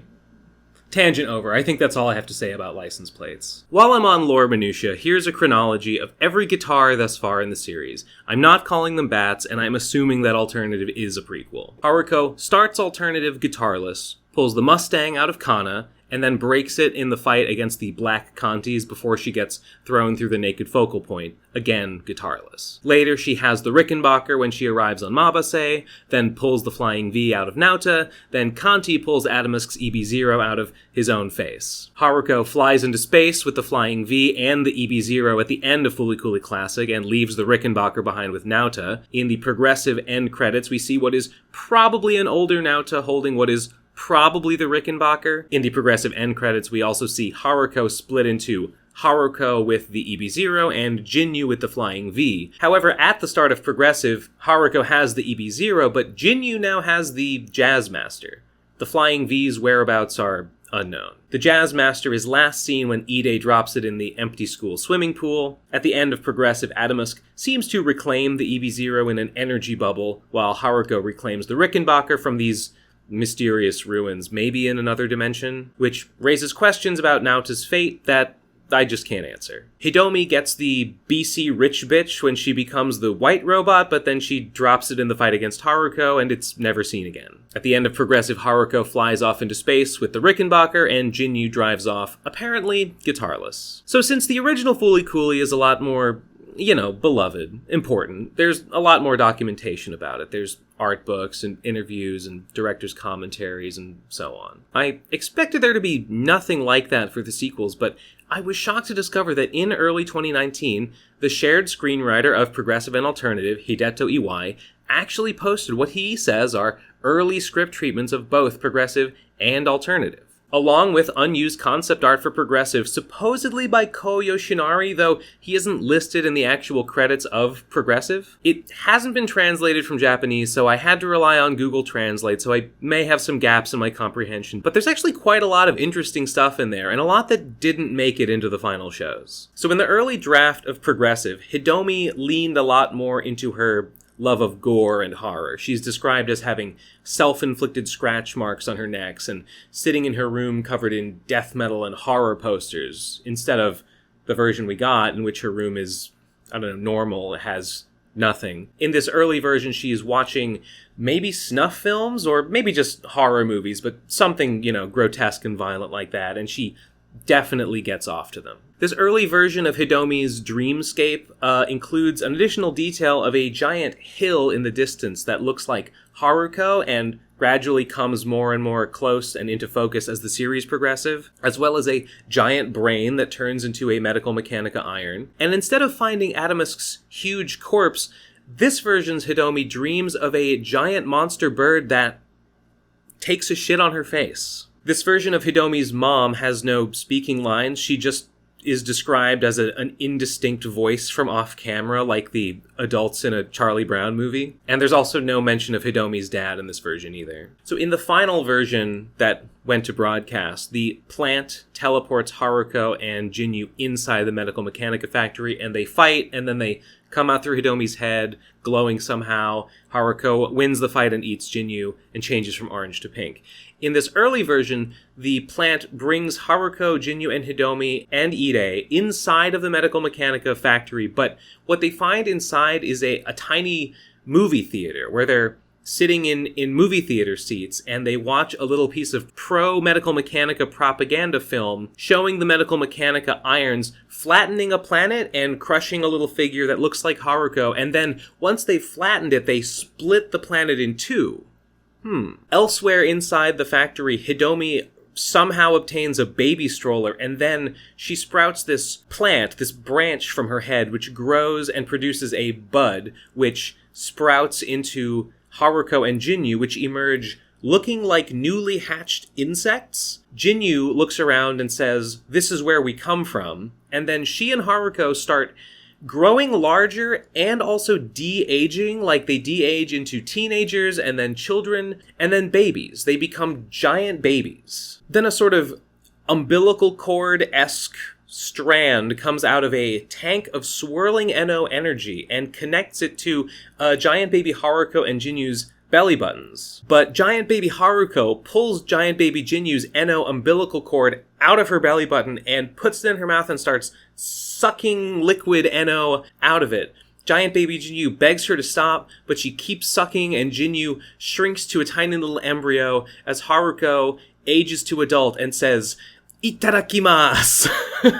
Hidomi, meanwhile, seems excited watching this spectacle unfold. It's kind of vague and hard to understand, but I think the script says that from this point on, Haruko is not only bigger, like maybe not giant, but like bigger than she was before, and her age keeps fluctuating. She starts like becoming like younger and older randomly. But it doesn't mention her eye or hair color changing, though. Instead of the fight between glowing Haruko and Jinyu in this version, Hidomi and Ide bump heads like Naota and Nitamori, and Ide ends up transforming into a robot and fighting Haruko instead, and it's their fight that tilts the Medical Mechanica factory up on its end. This early version of Hidomi attacks Haruko in the climax with Eno, kind of like the final version, but then goes even further, has like a final form in which he transforms into a giant mecha zombie Hidomi. When Adamusk arrives, he creates something that sounds like kind of a black hole in the sky that pulls everyone up into it, but Jinyu's hand mysteriously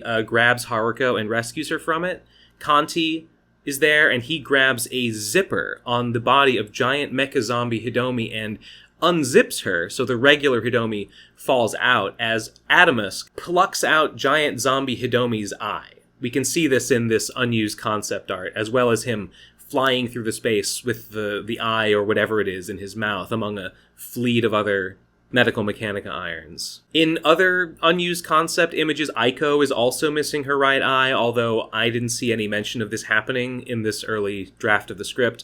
There's also this concept art of maybe this is like younger Haruko emerging from a zipper suit of her adult self. At least that's my best explanation for what we're seeing here. This early version had a scene of Haruko pulling off Masurao's tie, cutting it into two big squares and then slapping them onto his face, you know, like eyebrows, like his dad Amurao, like big eyebrows. And the last we see of this version of Haruko is her about to light a cigarette like Jinyu, but then she's like, "Hey, wait a minute, I don't smoke," and then she drives away on her Vespa. This early draft ends kind of like the final show with Hidomi and Ide viewing the art exhibit Megadeth, only in this version Hidomi is missing her eye, as seen in the concept art, and also Ide's in Kanti's body. In this version, Kanti doesn't vomit up the black goo that congeals into Ide. Ide is just stuck inside Kanti, and this is Ide now. So, I'm not saying that, like,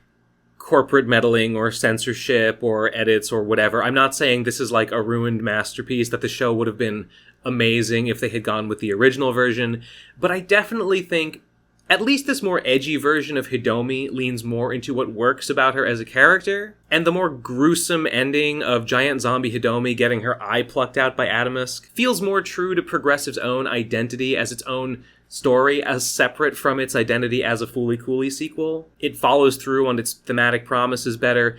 Hidomi loves gore, likes the idea of being devoured, so her becoming a giant robot zombie and then Adamusk, you know, kind of dismembering her, yeah, that's something. So, yeah, I do like this version a little better in that way. I don't necessarily prefer the stuff about Haruko and Jinyu turning into giant babies. That part, I mean, it's interesting. I don't know if it's better than what we got, though. The detail of the Medical Mechanica movie showing the irons not just flattening a planet, but splitting it in two, that part makes me wonder if it's meant to foreshadow the ending of Alternative with the two Earths, since these scripts are by the same writer after all. Speaking of Alternative, let's take a look at the early draft of its script. So in this version of Alternative, Haruko is noted to be taller than she used to be. Maybe she got bigger by sucking up a bunch of Jinyu's Eno umbilical fluid? I don't know. She begins the story on Mars, sitting on a giant metal cage that contains Atomisk. She attends fancy high society parties on Mars with people who all comment about how big she is. She meets with the President of the United States, President Clavero, as an envoy of the Galactic Space Police Brotherhood, and President Clavero also has another Galactic Brotherhood member as a henchman. This is a man whose name is Mion. Mion is described as tall, large, and supple with a fearless face, and he wields a black Les Paul guitar. In this version, Sugane is full of construction trucks labeled with something called the MM Doomsday Clock. The clock gets closer to midnight as the episodes progress. No one seems particularly bothered about these ominous vehicles. Kana's Soba Shop in this version has not just Kanda as a regular, but also another weirdo guy as a regular customer, a guy named Mr. Moo. He's always got his head in a book, and he, speaks nonsense. Moo, as in the Lost Consonant. As in Mega Man Star Force 2. You do know the plot of Mega Man Star Force 2, don't you? Well, it's a good thing I made a video about just that thing. This version's Prime Minister has a much clearer stated goal for banning space travel: space racism. As in, we want to keep the aliens out, so no space travel allowed. Civilian rockets get shot down by missiles, and the Prime Minister blames aliens, but it's probably the UN shooting down Earth's own rockets. Or maybe President Clavero, who is, with the UN, but is kind of a rogue agent, and I think is secretly in cahoots with Medical Mechanica. Mosan's fashion designer arc is completely absent from this version, but in this version, Mosan does develop a gay crush on Hijiri, who in this version is much meaner and explicitly says she dates guys and breaks their hearts just for fun because she likes it. This version's Kana is a fan of this radio personality called DJ Potaufu, if I'm saying that right, and writes into his show to ask his advice on how to support her friend,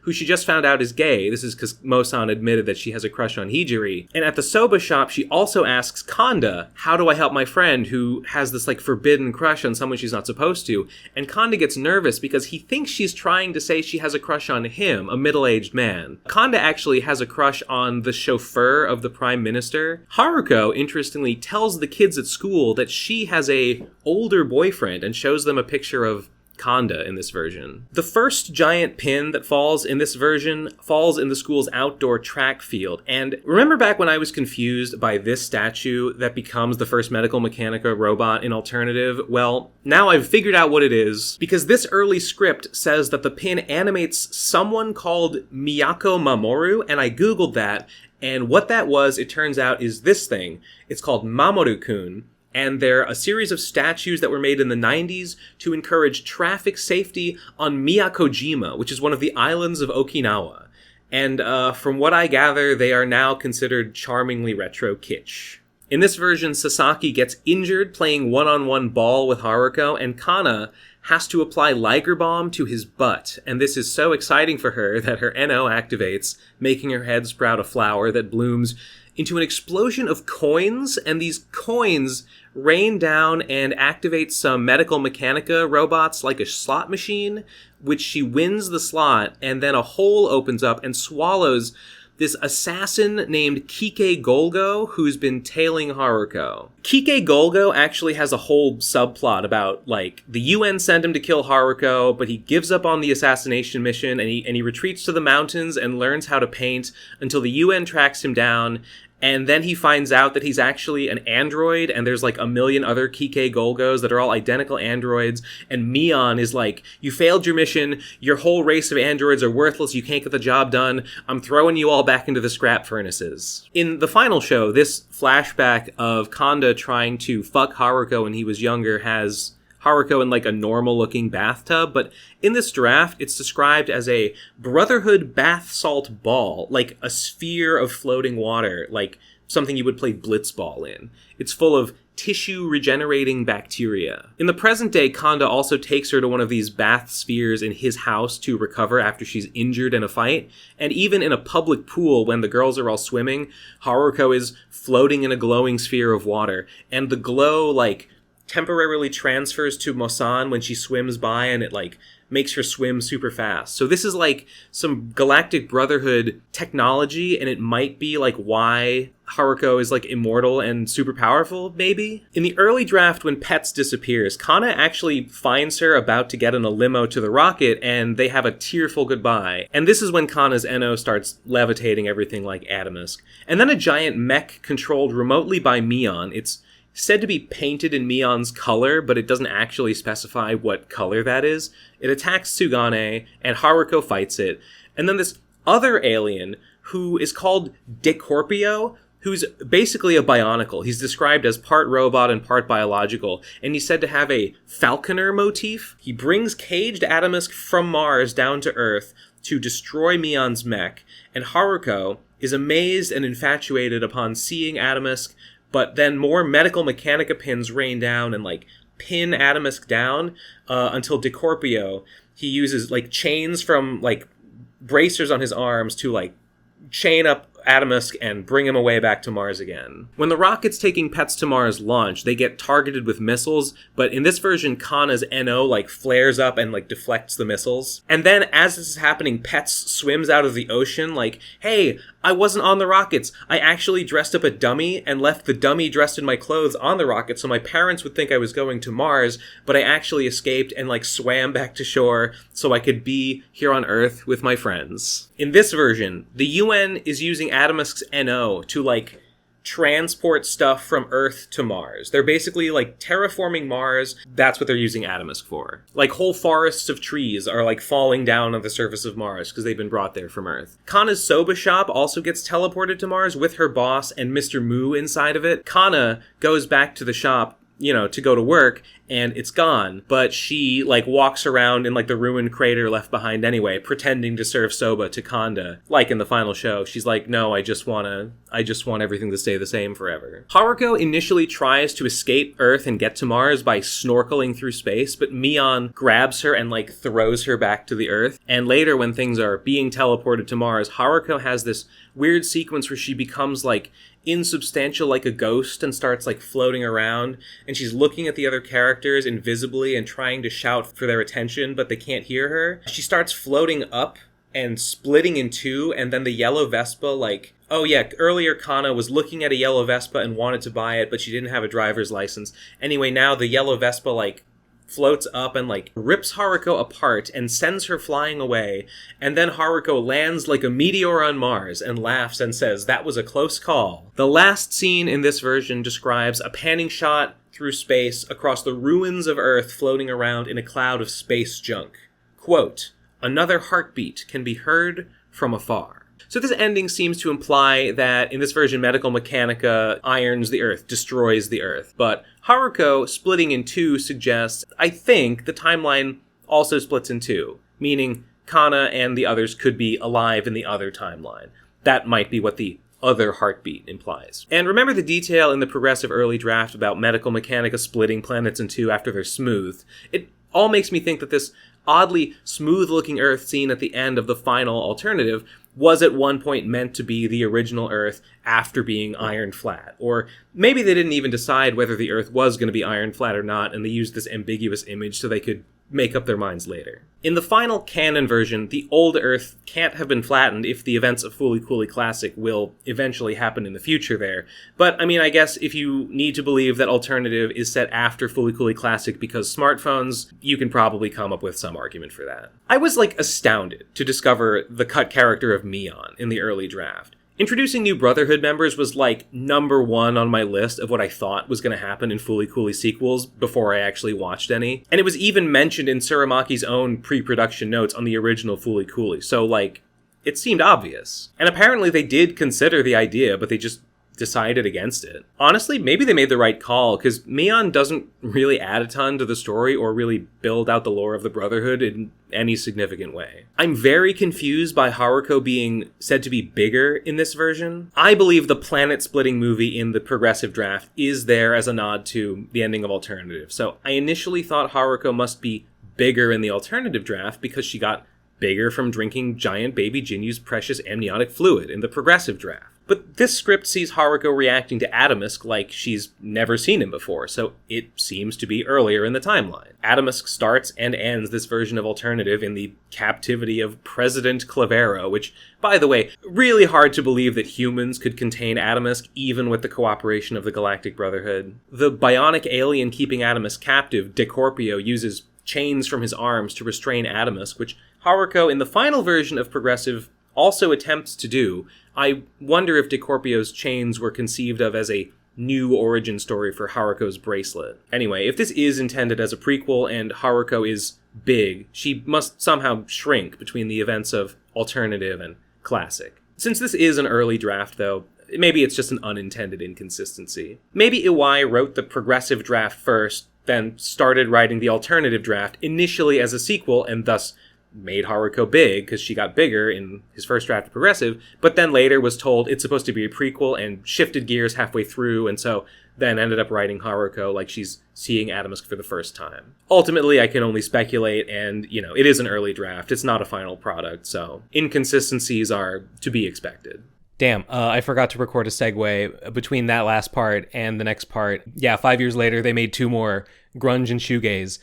And now I'm going to tell you about Grunge. Fooly Cooly Grunge takes place in a rundown port town slum called Okura. Characters say over and over how much the place stinks and is full of flies that fly into your mouth. There's a medical mechanica factory in plain sight that people here seem to mostly ignore. Grunge starts with this kid, Shinpachi, the son of a sushi chef. He says in narration that the people of Okura have lost hope. Kids and teachers alike have stopped bothering to go to school. Shin listens to music on old cassette tapes, and rockets take off for space in the distance. He says people's only hope is a rocket out of Okura, but only rich people can afford one. The mayor of Okura likes Shin's dad's sushi. He says their shop is the only place in Okura you can get sushi made by a Japanese person. He brings his date here, and it's Haruko. She has her classic yellow eyes, but her hair is this orange-pink gradient. Haruko pretends to be drunk and literally just sexually assaults this prepubescent boy in the back alley behind the shop. Correction,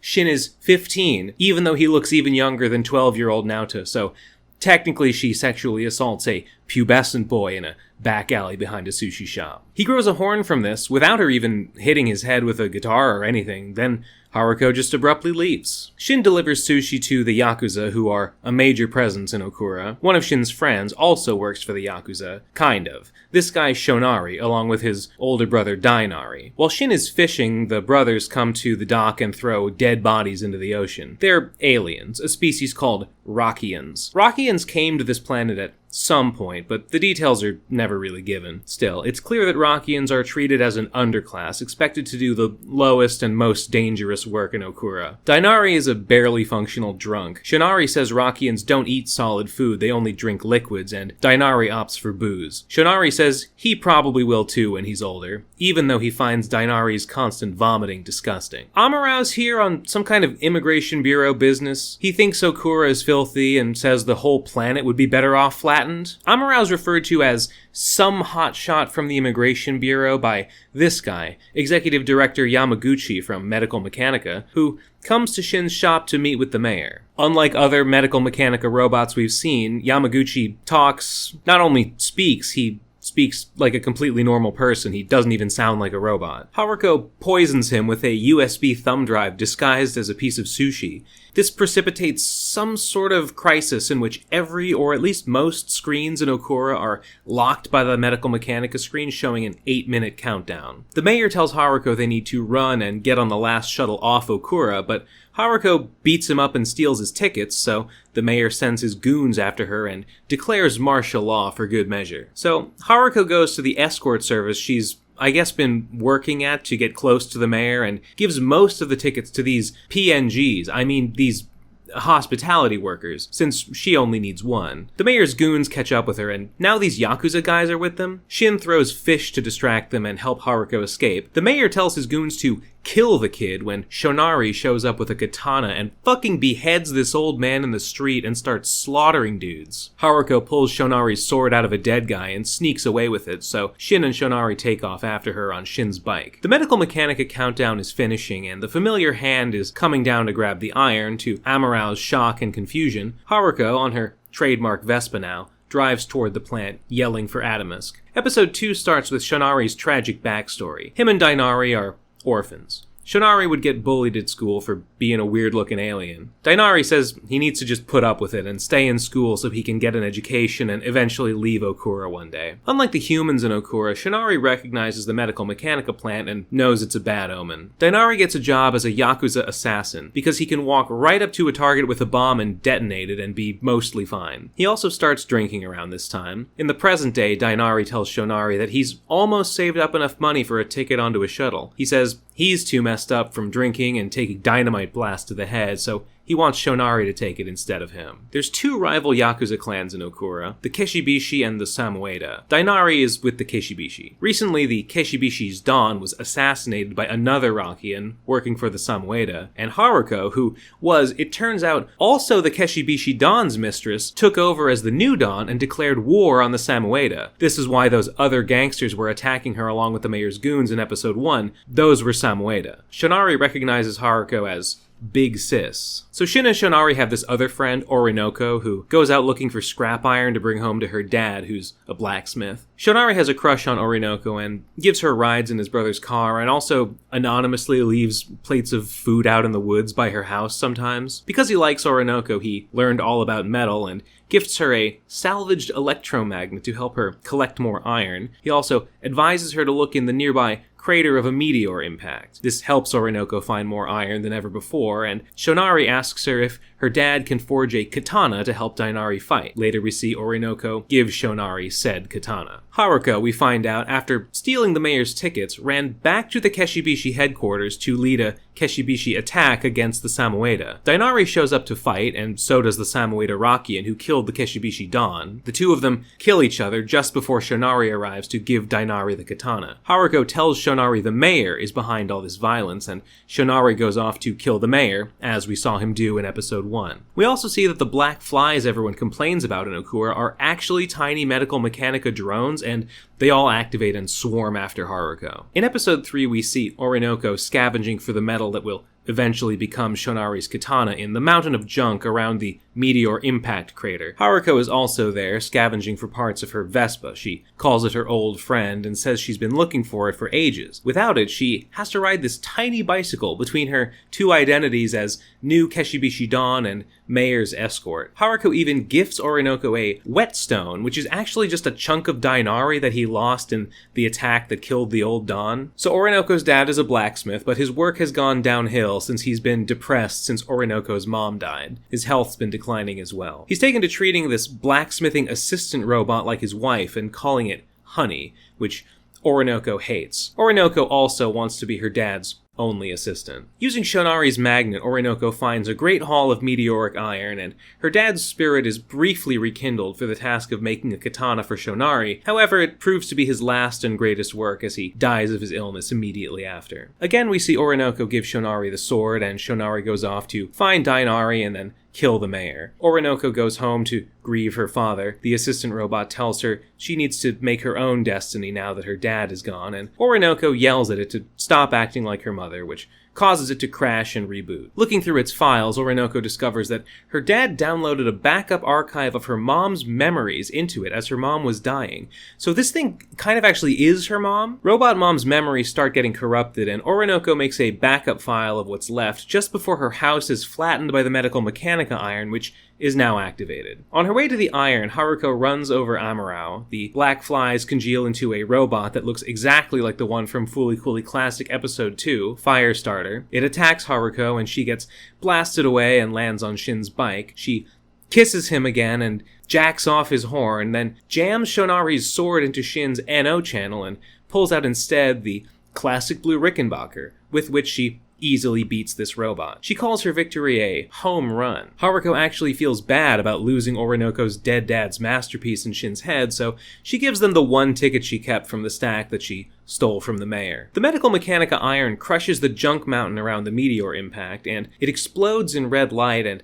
Atomisk emerges. It turns out the meteor that made the crater actually was Atomisk, and he's just been under there for years. His emergence blasts the hand off the iron and knocks the iron askew, then Atomisk blasts off into space, basically the same exact thing he does at the end of Fooly Cooly Classic. This time, however, the iron starts blasting steam and takes off into space, maybe in pursuit of him. Haruko says, "Atomisk, I've got you now," and jumps on the iron to hitch a ride. As she's riding it through space, we see her looking at this planet, I think. Shin and Shonari both agree that Orinoco should take Haruko's ticket and board the rocket. Shin has his dad's shop here, and Shonari seems to have developed a taste for violence. He licks blood off his fist and says, "Tasty," and keeps killing Samoedo while Shin drives Orinoco to the shuttle. Orinoco says she'll make more sushi knives for Shin, which of course she won't, she's leaving forever. Amurao is also on the shuttle, whatever that's worth. Orinoco puts the backup disk of her mother's memories into a drive on the shuttle, and text on the screen seems to recognize her. Out the window, she can see this blue planet the rocket's taking her to. She says the new planet is the light of the future and hears a mysterious woman's voice. Probably her mom's voice? The screen on the computer she just uploaded her mom's memories to says good morning. Okay, so that's the plot of Grunge, but I know, the thing that everybody notices about Grunge is the visuals. I don't think in all my research that I ever saw anyone say that they like the CG style of Grunge. I can't say that I disagree. I think it really does not work for most of the human characters, especially in close-ups. They look and move like dolls, and the effect is something halfway between, like, Jimmy Neutron and Facade. Characters like the mayor and the mayor's goons and Shin's dad and Amurao just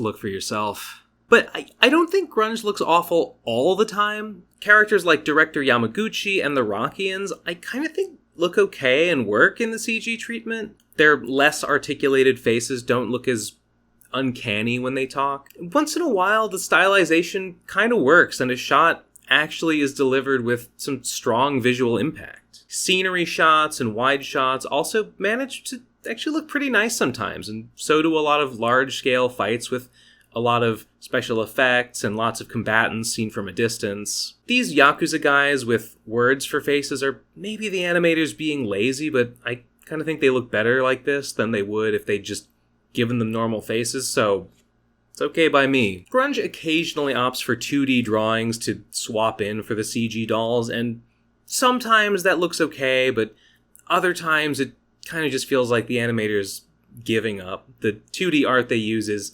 sometimes borderline amateur and almost always sticks out. Grunge is very maligned for its visuals, and I think fairly so. It's really hard to look past. There are times when it works for certain shots, but I mean, this is Fooly Cooly that we're talking about, and the nicest thing I can say about it is that it occasionally looks good. So for Fooly Cooly, that's a failure.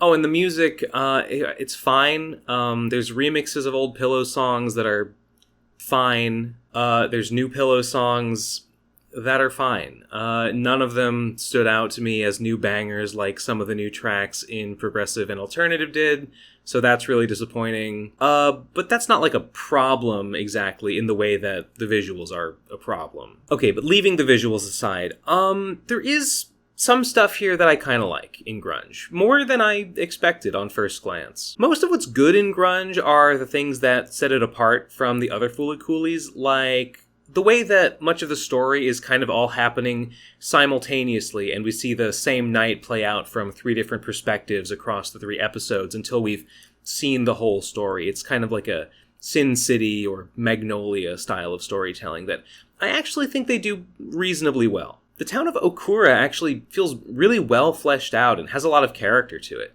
Every other Fooly Cooly just takes place in some generic suburban town, but much of Grunge occurs in downtown streets full of billboards and neon lights. Taking over a Yakuza clan and leading a gang war isn't something Haruko would have had the chance to do in Mabase, but I do think that it feels true to her character. Speaking of things unique to Grunge that I think work, the Rockians. I was pretty skeptical when I first saw them, but I think Shonari and Dainari ended up being maybe my favorite part of Grunge. It helps that they look better in CG than the human characters do, but also they just do a good job making Shonari likable and Dainari pitiable. I did think it was strange that Shonari's story ends with him embracing a life of violence when he seemed like such a gentle soul. It's sad that the better future Dainari wanted for him isn't going to happen, but I think that's the point. There's only so many tickets off Okura. Some people get left behind, even ones that deserved better. The worst parts of Grunge's story are similar to Progressive, the ways in which it feels like it's performing fooly-cooliness out of obligation. I kind of cringed when I saw Adamusk emerge and destroy a Medical Mechanica plant and blast off into space again for like the third time. Adamusk's appearances by this point are kind of feeling like a rote formality. I feel similarly about Shin. I guess the default main character of Grunge. He has way less of a story than Orinoco or Shonari. There's not really much going on with him. He feels to me like he's just here to be a Naota stand-in for Haruko to do the sorts of things that she would have done to Naota, molesting him and pulling stuff out of his head and stuff. Okay, so this is a nitpick, but Haruko steals all the mayor's rocket tickets. Then she gives them all away but one because she says she only needs one, but then she also gives that one away. So why did she even steal them in the first place? She does end up not needing them after all, since she just hops on the iron and gets a ride through space. So did she, realize at some point that was a possibility? I don't know. Whatever. I did roll my eyes at first at the reverence Haruko treats her Vespa with, calling it her old friend and such, but Grunge kind of won me back on that point by showing Haruko's grueling bike ride between the mayor and the Kishibishi. Okay, Grunge, you've justified why she cares so much about the Vespa.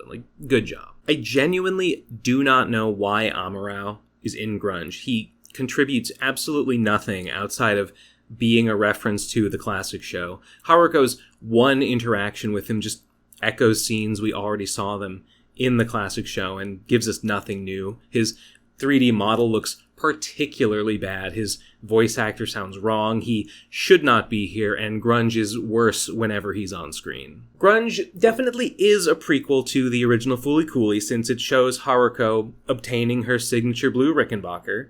She also assembles her Vespa over the course of Grunge, but it's not the Vespa's origin story because she calls it her old friend. She must have come here with the Vespa and then something happened to it to scatter its parts around Junk Mountain. I would assume what happened was the impact of the meteor, which we later learned was Adamusk. She probably came here before Adamusk arrived, then he arrived as a meteor, destroyed Haruko's Vespa, and probably lots of other stuff. Maybe even being the reason Okura is such a shitty slum now and why people want to leave in the first place. Adamusk embedded himself in the planet, and then Haruko connived to activate the Medical Mechanica plant since that was the only thing powerful enough to unearth him. Something I didn't catch until my second watch is Okura definitely is not on Earth. It's gotta be some other planet. Realizing that made it make a lot more sense why there are aliens living among the people of Okura when Naota scoffed at the idea that Haruko could be an alien. I guess this could be Mars, but I don't think so, because we've only ever seen rich people leave Earth for Mars, not the other way around. So I think this is probably a whole different solar system from ours. The planet Haruko is heading for on the Iron kinda looks like Earth. The blue planet Orinoco sees from the rocket looks, less like Earth. Are these two the same planet? Maybe? I don't know. We know that Amurao and Haruko do eventually both end up on Earth, one way or another, so maybe they're headed to the same planet, but not necessarily. But we know they must both get there soon, since Amurao looks pretty much the same in Grunge as he looked in Classic. So with the one exception of the Rickenbacker, Grunge kind of excuses itself from making any decisions about Fooly Cooly continuity. It sets itself on a completely different planet, takes place right before the original show, and makes no real status quo changes. Adamusk in Grunge isn't technically yet a captive of Medical Mechanica. He was just trapped on a planet where Medical Mechanica also happened to be, so technically a change, I guess. Haruko had her Vespa before and after Grunge. It just goes from disassembled to reassembled. The Vespa also has no license plate in Grunge. Haruko's hair in Grunge is the orange-pink gradient, which could be them acknowledging her having two different hair colors in progressive and refusing to take a stance on which version this is, though, of course, she does have her yellow eyes like the orange hair version. So in summary, there's a lot holding grunge back. Most, obviously, the visuals, which basically everyone hates, even though I'll say they aren't entirely without merit. Second, it wastes a lot of its runtime on its weakest elements, letting this facsimile of Haruko mug the camera and shamelessly reenacting Fooly Cooley's greatest hits. But if you can ignore all of that, I actually kinda like what's left. I think the nonlinear storytelling is handled pretty well. I think the new setting of Okura is novel and well realized, and the new characters Orinoco and especially Shonari are good. I know, I actually kinda like the stupid rock aliens. I can't believe it either. So grunge is definitely a mixed bag, but it's also, 70 minutes long, so I can't really be that mad.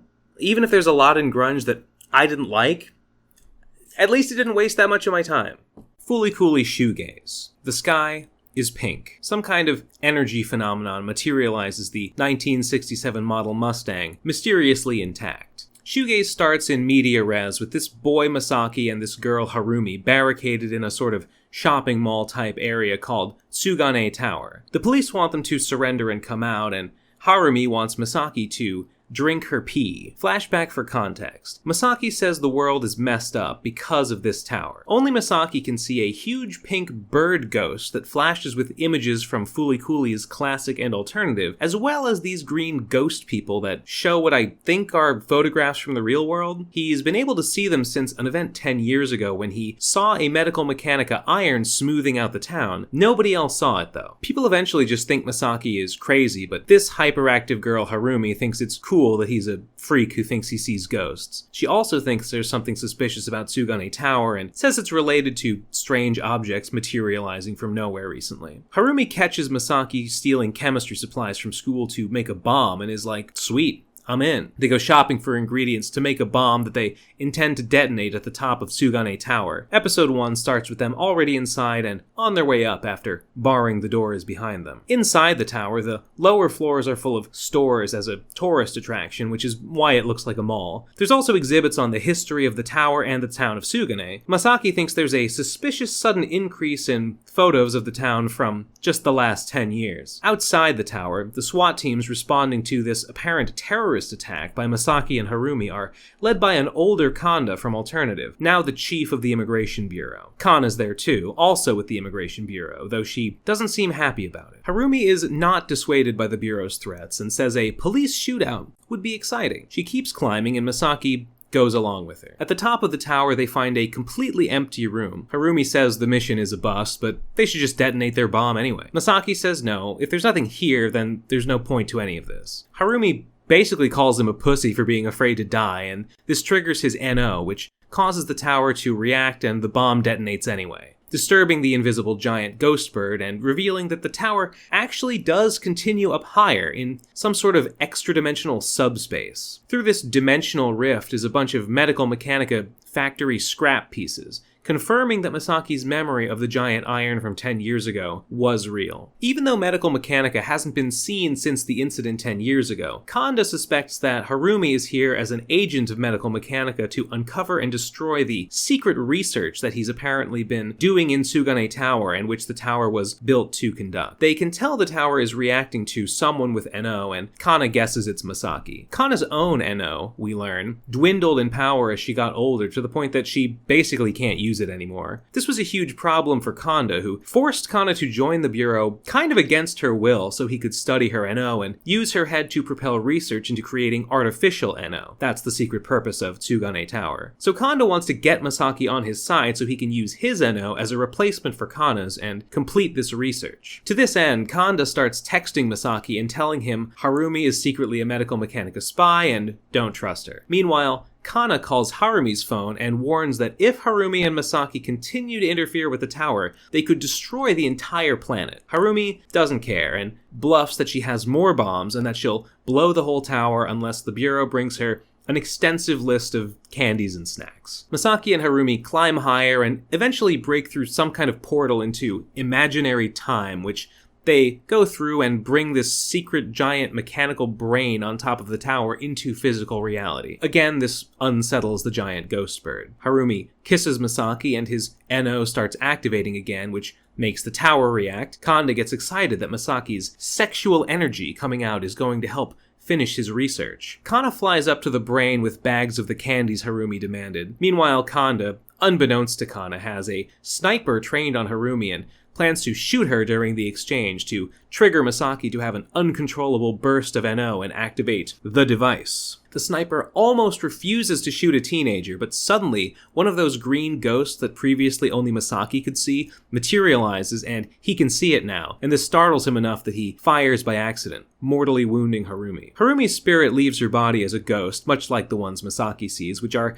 now visible to everyone for something NO reasons, and now people can see images from the parallel universe, which I guess is what the ghosts are. The strange objects that have been appearing like the 1967 model Mustang are also coming from the other universe. The reason Kanda had this tower built and wanted to do all this research into artificial NO is because the universe has been split in two, and he wants to use NO to merge the two timelines back together. Masaki's been able to see the ghosts because he's just naturally more sensitive to parallel dimension stuff for some reason. The giant ghost bird sends Harumi's ghost through a portal much like the one we saw Haruko go through in Alternative, back to the alternate universe, and also back in time 10 years. She sees herself as a child, but as a boy. And this young boy, Harumi, also had a twin sister named Natsuki. Harumi and Natsuki were on a rocket to Mars, probably one of the same rockets that launched at the end of Alternative, but when they arrived on Mars, the timeline split. Natsuki stayed in the orange timeline on Mars, while Harumi ended up in the pink timeline, back on Earth, with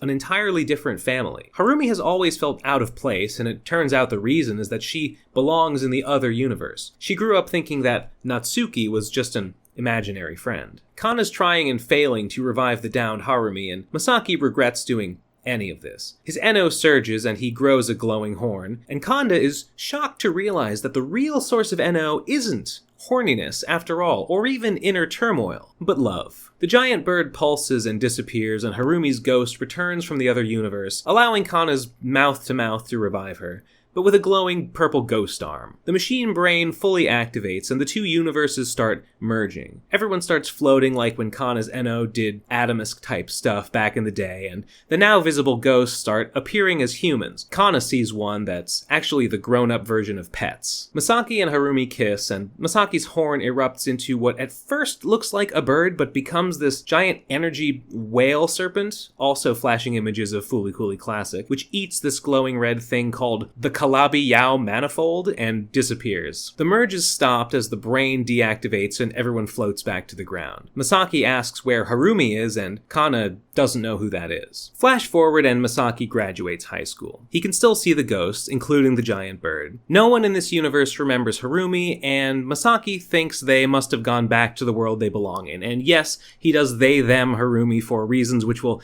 kind of make sense in a minute. Anyway, the bird actually telepathically tells him, yes, you're correct, that's where Harumi is. Kana and Kanda play catch. Kanda says the last 10 years have been a complete waste since the experiment failed. Kana says at least Tsugane Tower is still a great tourist destination. She suspects that Kanda wanted to merge the worlds back together so bad because Haruko was in the other world and he wanted to see her again. In the ending credits, we see Harumi's sister Natsuki and Harumi, now a boy, living on Mars. Masaki shows up wearing regular Earth clothes. Harumi at first is confused, but gradually remembers him. Masaki's here to deliver a letter Kana wrote to Pets, and which we actually saw clipped in her car earlier. Harumi asks how Masaki traveled between universes, and Masaki pulls out a tiny, pocket-sized version of the serpent whale thing that ate the manifold, and says he calls himself Adamisk. So there you go. Shoegaze, as a direct sequel to Alternative, gives some definitive answers to what happened at its conclusion. The timeline split in two. The details of how this split works is still pretty vague. It seems like a person exists either in one timeline or the other. We know that Haruko is in the other timeline and not in this one. While Harumi is in this universe, she is not in the other, and vice versa. But there are two different versions of her in the two timelines with a different gender and a whole different family in each, meaning the differences between timelines predate the actual timeline split caused by the naked focal point. I think this is one of those cases where you just have to shrug and say time travel, alternate timeline stuff just isn't meant to be scrutinized that closely. Since it seems like people in one universe forget the other, I would assume that Natsumi grew up thinking she was an only child, but when Harumi returned to her universe, her memories changed to remember growing up together. Everyone in Masaki's timeline forgets Harumi when she goes back, except for Masaki, who's just uniquely sensitive to other universe stuff. I'm not sure what the explanation is for why Kanda and Kana remember Haruko and pets, though. And also, like, okay, you've got, the population of Earth.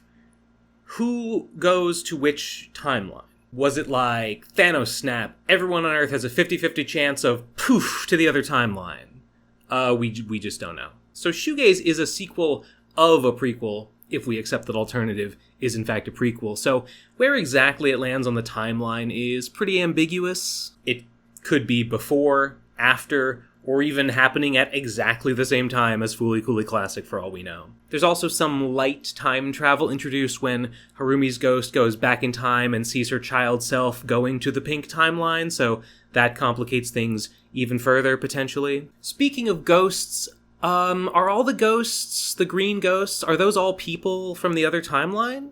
Because they kind of seem to act not really like people, they act more like weird little gremlins, and sometimes it seemed like they could see and react back to Masaki. At school, there weren't like an equal number of ghosts sitting in classroom chairs. There were like a handful of them around and all different sizes, like lying on top of desks and like crawling up the walls and stuff. Kana sees a ghost that is pets. Harumi turns into a ghost when she dies.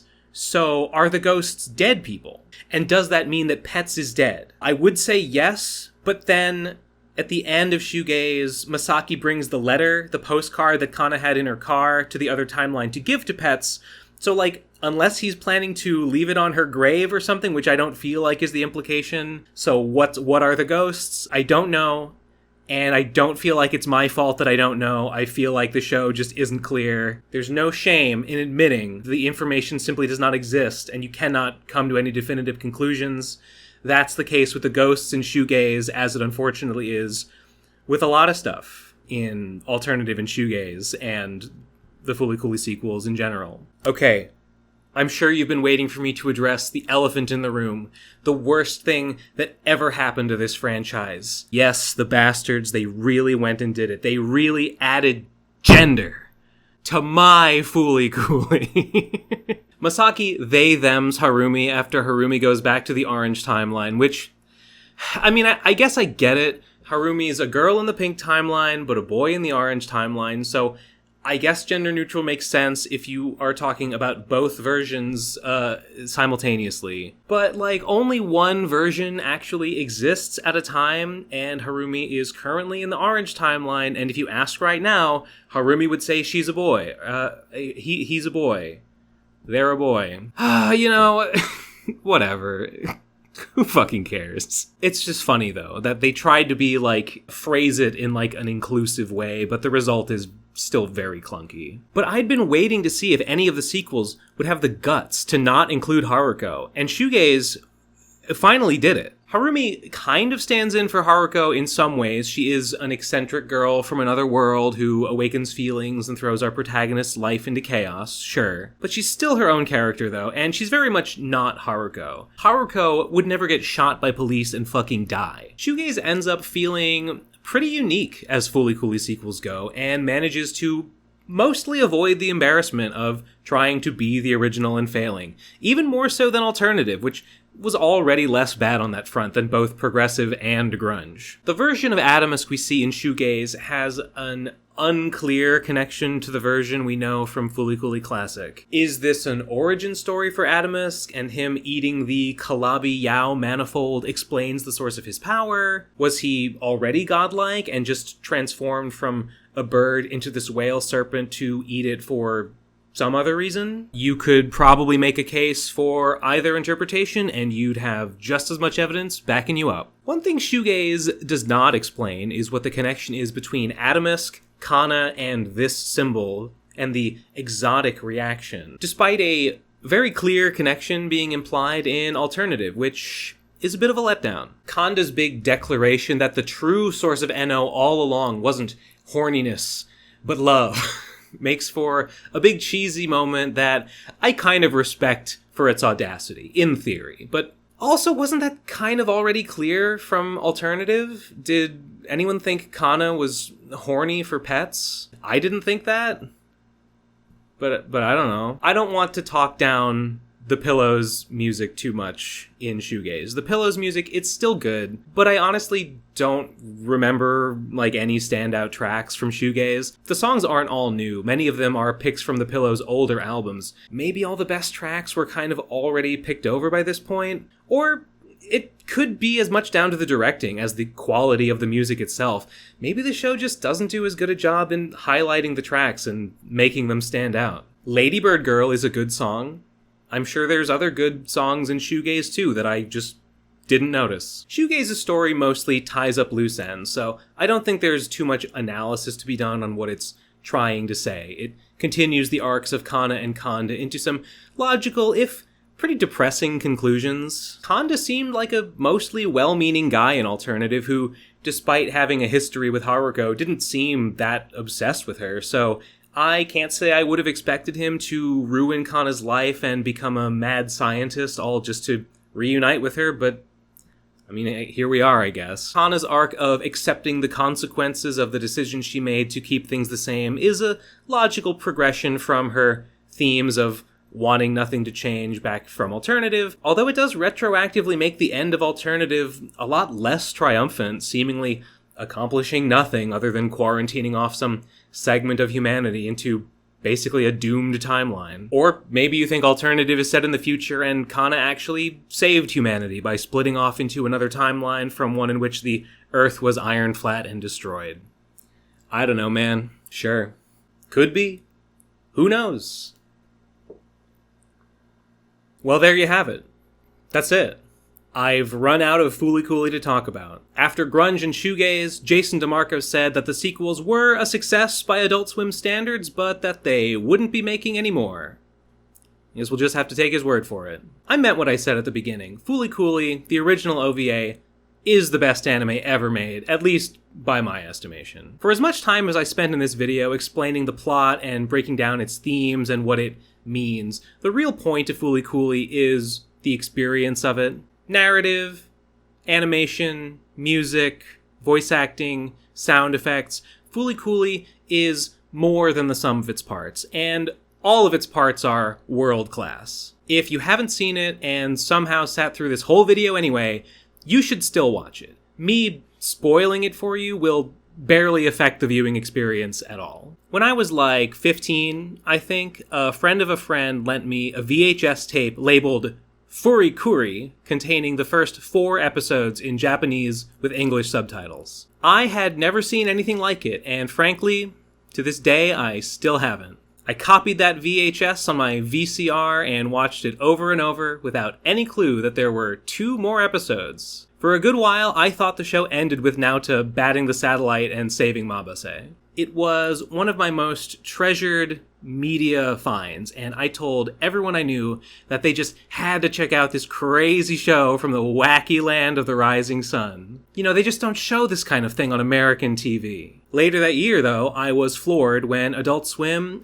did just that. I was happy to see a show I loved get the audience I thought it deserved, though I admit I was also a little sad that it wasn't a secret thing I could share with my close friends anymore. But hey, I did finally get to see the last 2 episodes, and they were sick. Then 15 years later came the news. Someone was making more Fooly Cooly. Someone other than the original creators. I think I politely said no thank you and excused myself. I think that was my exact reaction. But you know, I guess it never left the back of my mind. I never stopped being just a little curious. What could they possibly be about? How do you make a sequel to Fooly Cooly?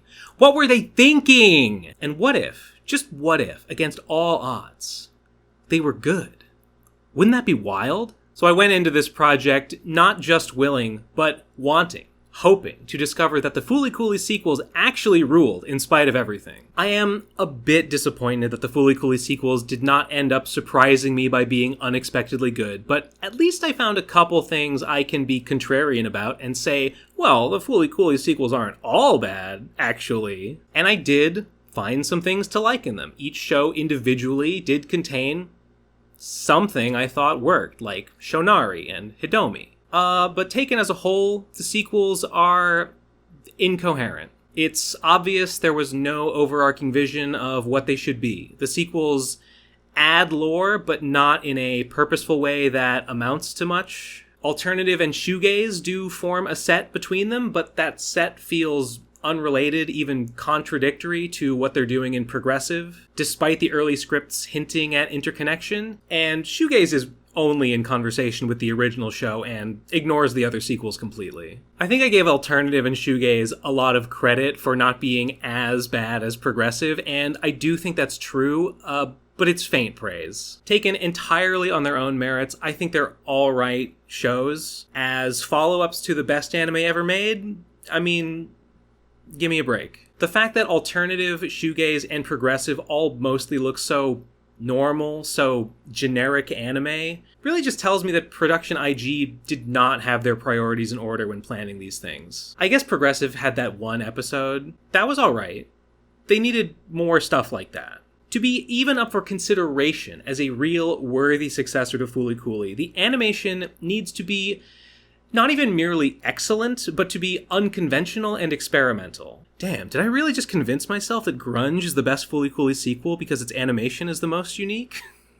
So, the sequels don't do much to expand on Fooly Cooly's story, or setting, or themes. They don't carry on the legacy of groundbreaking animation. They just exist, shackled to the original like chains dangling off of Jacob Marley's Christmas Ghost. They all, to one degree or another, adopt the trappings of Fooly Cooly, replicating this or that iconic shot or story beat, but none of them have the sauce to be the OG Fooly Cooly, and all their best moments happen when they aren't trying to be. Earnestly, I don't regret watching the sequels. I might even recommend that you should watch them. You know, like, if you feel like it. I mean, they're not that long. And sure, I could have just listened to the Pillows albums on my own, but I know myself, and I was never going to do that. But now, because I watched the sequels, I think My Foot might be my new favorite Pillows track. That's so worth it. It was so worth the, 3 hours it took to watch all the sequels? Easily. But beyond that, I just feel better now that I actually have a real opinion. Before, I could object to the sequel's existence on principle because they were a corporate cash grab, trading on brand recognition, and made largely without the involvement of the original creative team and so forth. But now, though, I can go one step further and back that position up with evidence that the actual products of that corporate cash grab are an unfocused, mostly bad mess, because I actually engaged with the media myself and thought about what it was presenting me with. So, whatever you think of Fooly Cooly or of the sequels, maybe you think the classic show is overrated. Maybe you think the sequels are better than their reputation. Maybe you agree with me about everything. That's all cool. It's all good. As long as you're not just taking some YouTuber's word about what you should think about a show or whatever. Don't let anyone tell you you're wrong if you didn't like a show they like, or that you're stupid because you like something they think sucks. Who cares?